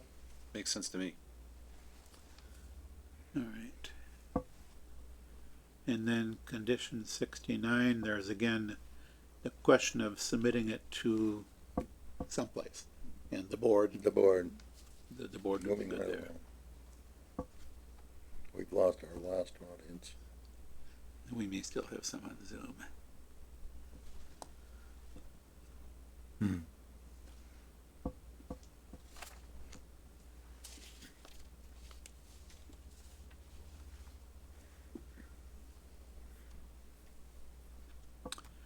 All right, so that's it as far as the notes I made on this. So does anybody else have anything? Did we address C 27 and 64? The conditions that were recommended. 27, let's see. 27. Yes, so, right, as written, as Fiona drafted it, or staff drafted it, monthly rent payment shall not exceed 30% of monthly income, et cetera, et cetera. Applicant is recommending some simplified language. Monthly rent payment, including utilities and parking, shall be governed by statewide affordable housing regulations. That's, again, in anticipation of the possibility that the state regulations change. And what we had proposed is consistent with the current state regulations.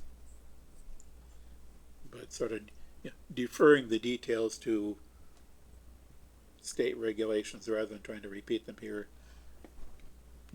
I have no problem with that.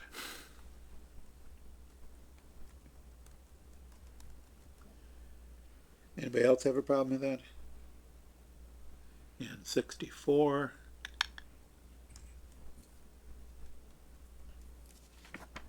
Where is 64 there? So 64, we had said we want loaming and seeding done before the final occupancy permits. Applicant is suggesting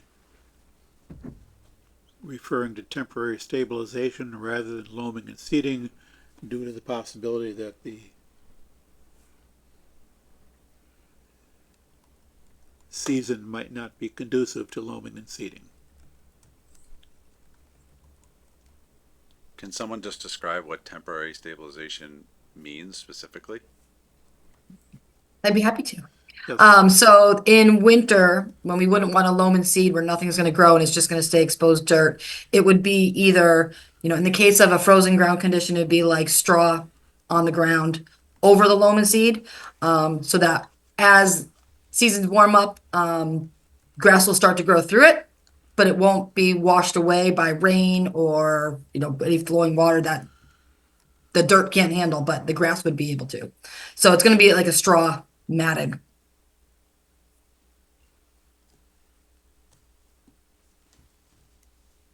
That answer your question, Greg? Basically, but are you saying loam and seed is underneath that, or it's possibly It just could straw? be, it's gonna totally depend on the situation. We've done it where we just put down the straw, just to temporarily stabilize things so that once we get to spring, we push down fresh loam, so it's like fluffier, it's not compacted by any snow that happens. So it could be, depending on what the season is, could already have loam and seed, it might not. That's why I didn't want to limit it to just loaming and seeding. Understood. All right. Did you have anything else, Natalia? No, those were the 3 changes that I was. Okay.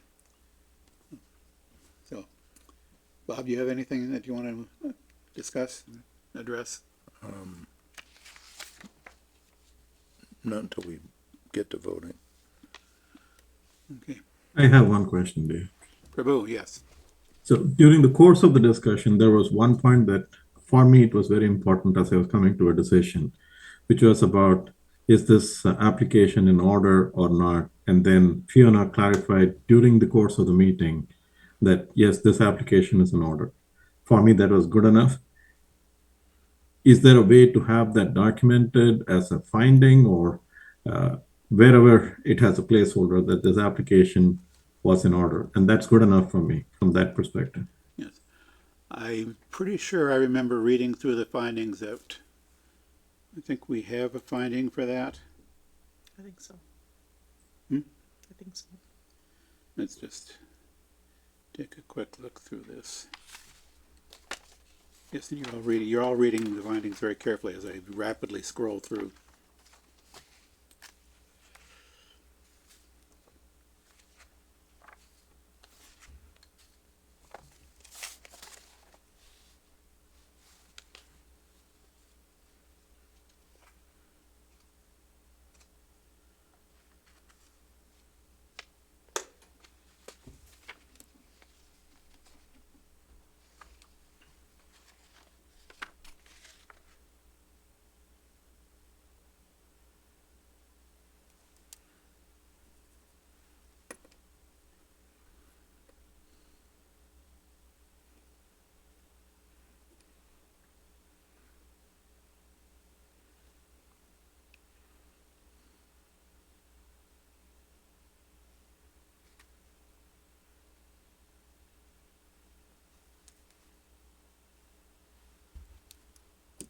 Mr. Chair, I don't know if F21 meets that intent.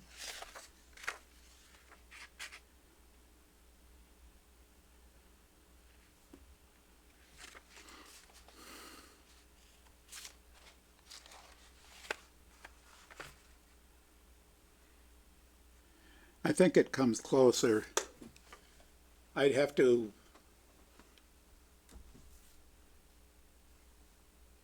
there may be something more explicit that we ought to include as an additional finding, kind of. I thought we had something included in one of them that that it was filed in accordance properly. Well, And rather than spend 15 minutes studying the findings, I could take it as a recommendation from the board that we make sure that there is a finding that explicitly covers that particular topic, that that the application is proper. But I think I would refer back to, I think, so, a memo from town council that may have some good wording for that. That's, I'm thinking it's covered, but I'll, Yeah, so we want to make sure that's covered. And what about changes after the time of application? Like, for example, between last meeting and this, we saw information from town council about potential issues with the GSX Ventures entity being able to actually assume the title of the property and things like that. I mean, does that affect the, applicability of the application while it's in flight, or is it just about what happens at the time of applying? Right, I think those questions relate to the ability of an entity to take title to the property.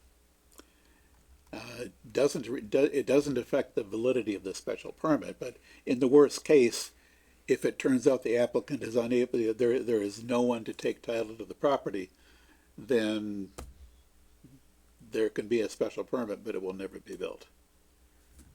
Okay. But yeah, Except they're gonna start building, people always. yeah. So I think I gather that there is every intention, every expectation that questions of business entities and how the title of the property is ultimately transferred, those questions are in the process of being resolved. But say, the applicant for the special permit is a known entity, and they're entitled to acquire a special permit. Whether they are able to execute on that special permit is a whole nother question, but that's presumed, that's this question of business entities and ownership, but it doesn't affect the validity of the special permit. and not only that, but if it was something that happened or that occurred, that was written and not included during the public hearing, then the board does not consider it. Okay. Yes, right, so that information is not on the record for the public hearing. Okay. Could we take a 3-minute break? 3-minute break.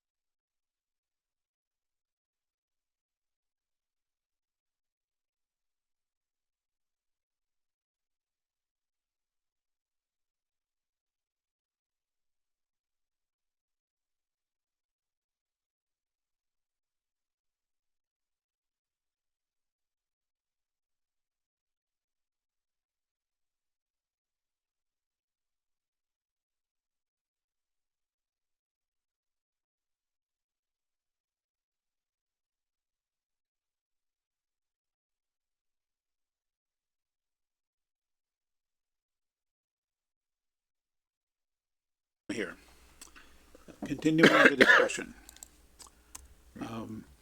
So Prabhu, I think we were just discussing the question of making sure that the decision is clear, that the application is all in order and the applicant is appropriately eligible to submit the application, that sort of thing. Again, I'm remembering something from town council that F21 kind of covers that, but we'll have to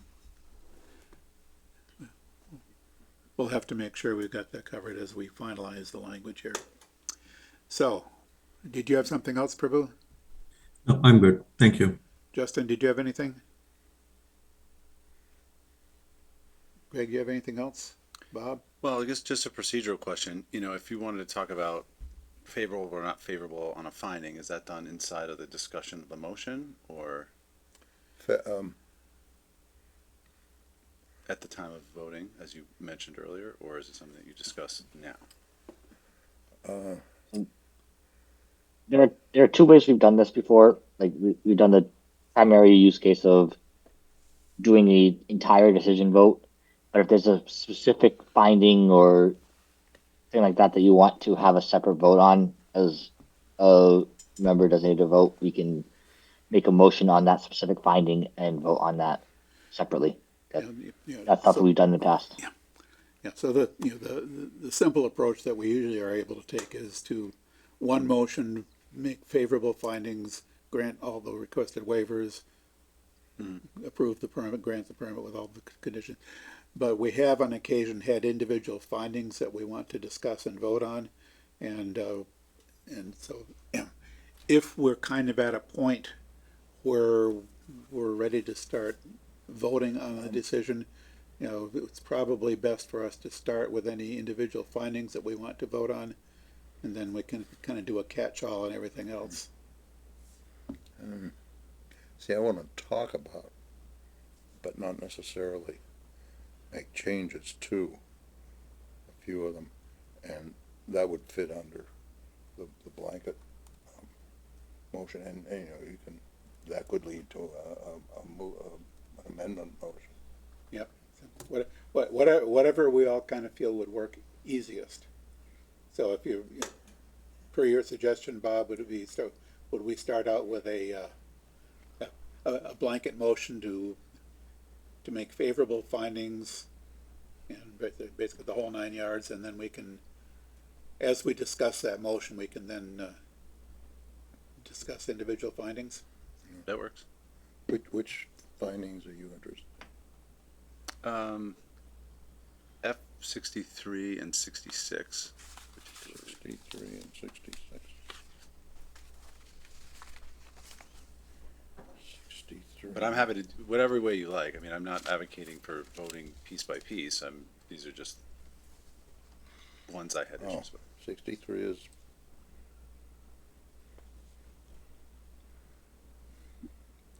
66. Maybe we should talk about these at this point.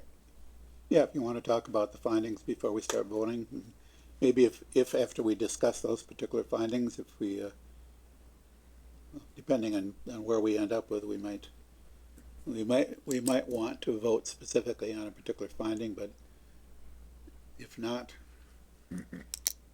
so yeah. If no one has anything else, then let's get into that. Sure. I mean, in going through this, in detail, that's, many of the other things we've talked at length, or they're sort of measurable things, that requirements that need to be met. But for F63, in terms of is in harmony with the general purpose and the intent of the ZBL, and then F66 saying it would or would not derogate, want to get the right word there, from the general purpose or intent of the bylaw. I'm struggling to be favorable on those, because when you read the Gateway mixed use bylaw, it talks about promoting opportunities for local small scale businesses, and it talks about redevelopment will create a vibrant pocket of mixed use activity.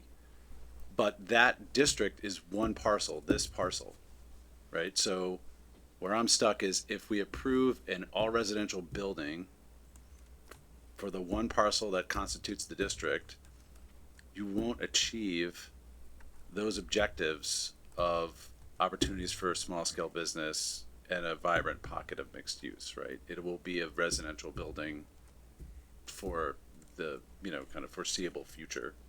And then we'll have really no chance to achieve that goal in the district. My minor point of clarification, the district includes 4 parcels, 2 of which are the parcels under consideration here. That's by far the majority of the district. Okay. But the other 2 parcels in the district are the current post office and the current multifamily dwelling that's next to the post office. Those are also part of the district. So, Okay. but that doesn't particularly detract from your main point there. And in partial answer to that, I have to say that although that's stated as the intent and purpose of the district, the zoning bylaw also explicitly allows for multifamily only development in the district.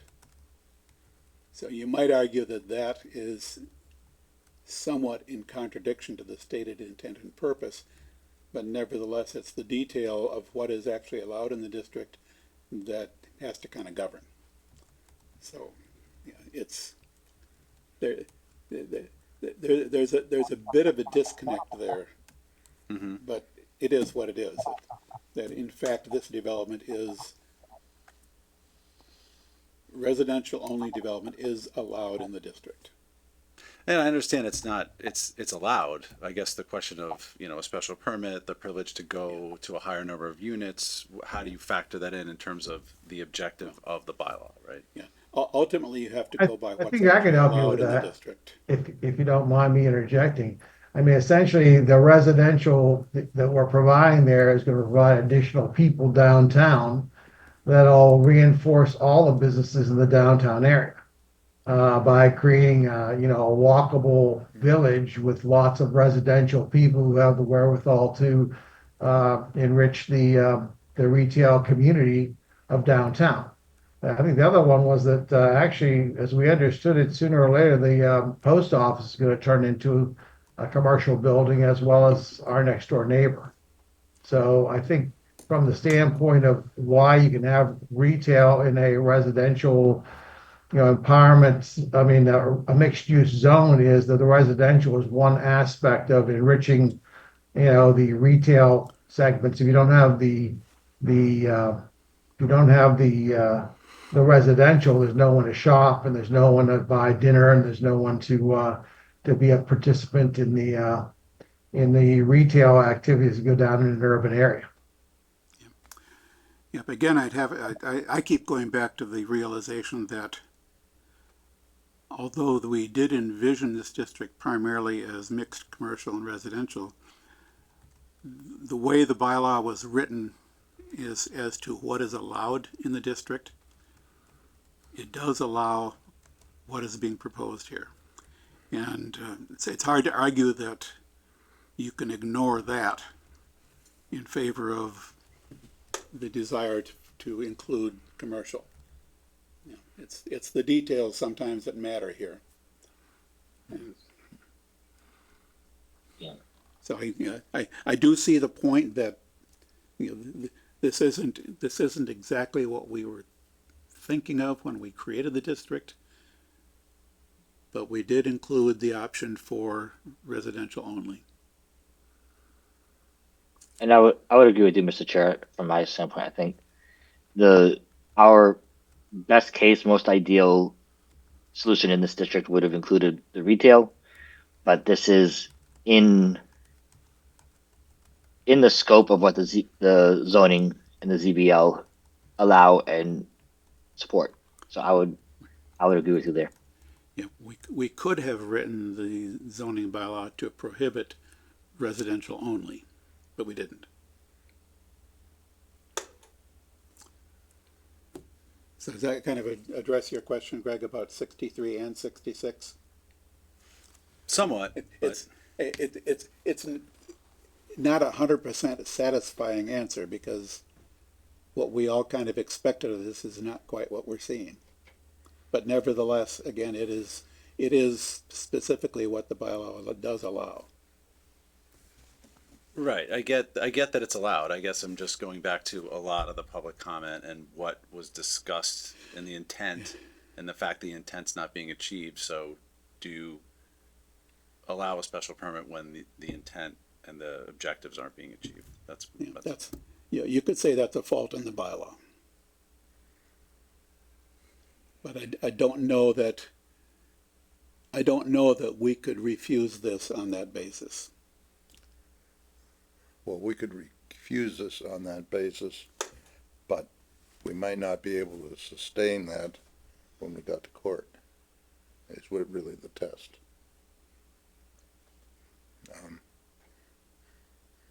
And we know how that goes with one. I think it's a little before you that we've just been dealing with for the last 3 years. All of yours. What's that? Is that everything? That's most of what I was thinking. I have Bob, sort of a. This is really hard. Some of the. We have over 100 exhibits. We have, I don't know, 70 comments and statements from people. It's very sensitive. One of the chief proponents said that we had to approve it. You know, it meets the bylaw. We have no choice. We'll get sued if we don't. I think he promised we'd get sued.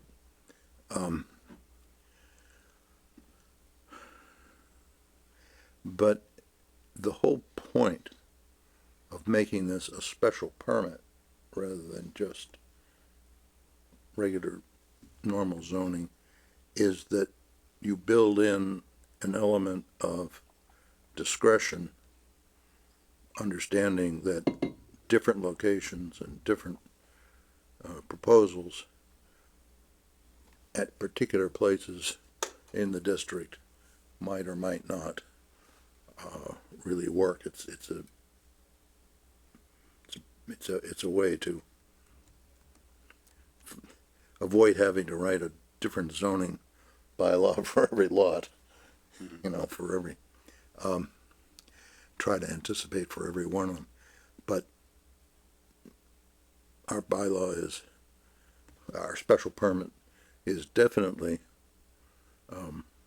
discretionary. We have to make discretionary decisions. A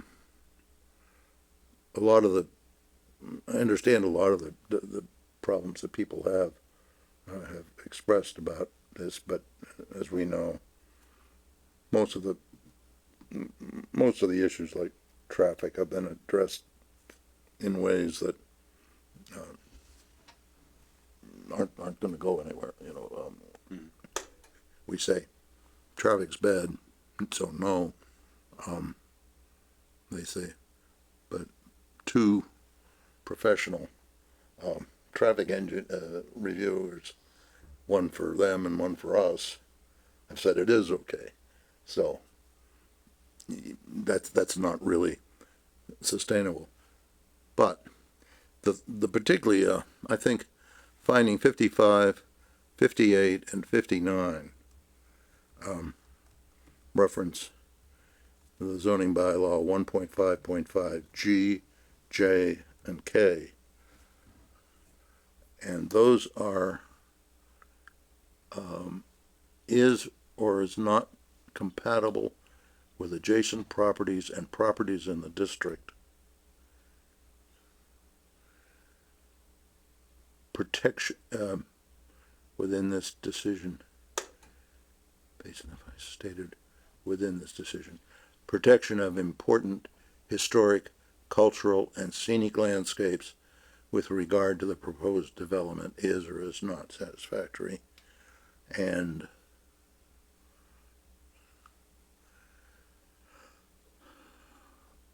within its, this decision, uses and their accessory uses will not have detrimental effects which outweigh their benefits to the neighborhood, town, or zoning district in which they are located. That's where I think the objection, the real objection comes. Our job is to try to mold projects to where you can, they'll fit, that we can vote for them.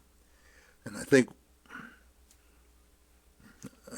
we've done a good bit of work with the developers, and they have made a number of adjustments that just about get me to being able to say that these are okay. They made changes to the building and so on.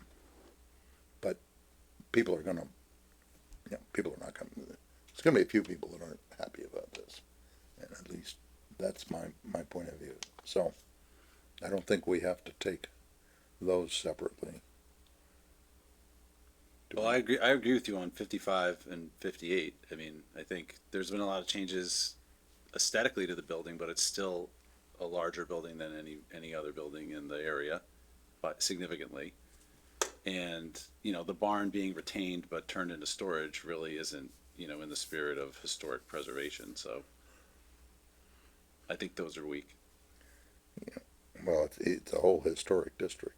You're adjacent to and to the district, but I think I can say yes on those. Anybody else? I think it is a bigger building, but I think it is, the way it's set back and the way it's, the facade is matched to the things in the area, to me, that this is appropriate for the zone in the area. So I'm in favor of this as we've settled on it as far as the application. Well, these are the subjective items that Bob was talking about, or discretionary items that Bob was talking about. They are. And hearing the sound is a little odd here, particularly for me. What did you say, Justin, as far as where you are on it? I feel like I'm in support of approving and finding favorably with these findings Okay. for that part. As am I. Prabhu, do you have any thoughts? My only concern was the question that got answered earlier. Overall, I am supportive of the findings and approving as the proposal has been submitted. So, do we need to hold out anything, or can we vote on the whole thing? Does anybody want to vote on individually on any of these findings? Since I'm hearing mostly favorable. If you could outline what an appropriate motion would be. So I think the chair would be willing to recognize a motion to find favorably on all of the findings to, let me see, to grant the requested waivers, the few of them that were requested, to approve the special permit and site plan approval with the conditions all as drafted with the various changes that we have discussed. Second. First. Yes, the chair doesn't make motions. First. No, but this chair Second. suggest. The chair suggested a motion. Anyway. Moved and seconded. Discussion of the motion. Who seconded? Dave, the question, can I? Probably. Dave? Okay. Yep. So the question I had that you also added on to clarify that this application is in order. Is that a condition or is it a finding? That would be a Because finding. Okay, so in your motion, you said changes to the conditions as discussed, and so it would be changes to the conditions and findings as discussed, correct? Yes, I think we had some findings that We we will changed. either, if I'm understanding correct, we will find the findings that cover that or include it if it's not there. Yep. Yeah, so we're finding favorably on all the findings, granting waivers, approving the permit with the conditions, all findings and conditions as drafted, as further modified by the discussion that we've had this evening. Yes, and that was my motion. That was the motion. To incorporate everything we've discussed into findings and conditions. All right, moved and seconded. Any further discussion of the motion? Hearing none. I did designate Greg to act on this, didn't I? Yes. I think You invited him, or you summoned him, and then you appointed him. Yes. I think I did that at the beginning. Yes, we covered the base. All right, so we'll put this to a vote. Mr. Hassinger, Aye. Mr. Venkatraman, Aye. Mr. Wood, Aye. Mr. Robbins votes aye, Mr. Delamole. Nay. Motion carried by a vote of 4 in favor and 1 against, 4 being the required vote for approval of a special permit. So the permit is approved. I know supposedly, like, when we have the nay votes, we should have, like, a reasoning. Do they need to provide that, or? I think not in this case. If on the other hand, we had 2 votes against, we would need to document the reasoning. Because 2 votes against would mean we deny the special permit, and that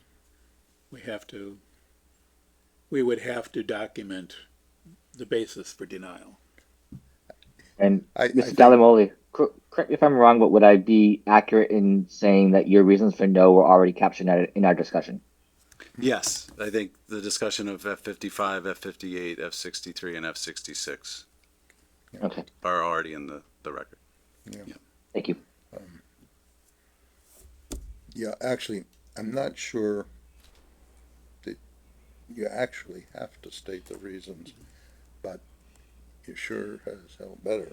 If you want to prevail on the appeal, you want to have be But able. we don't have to worry about that.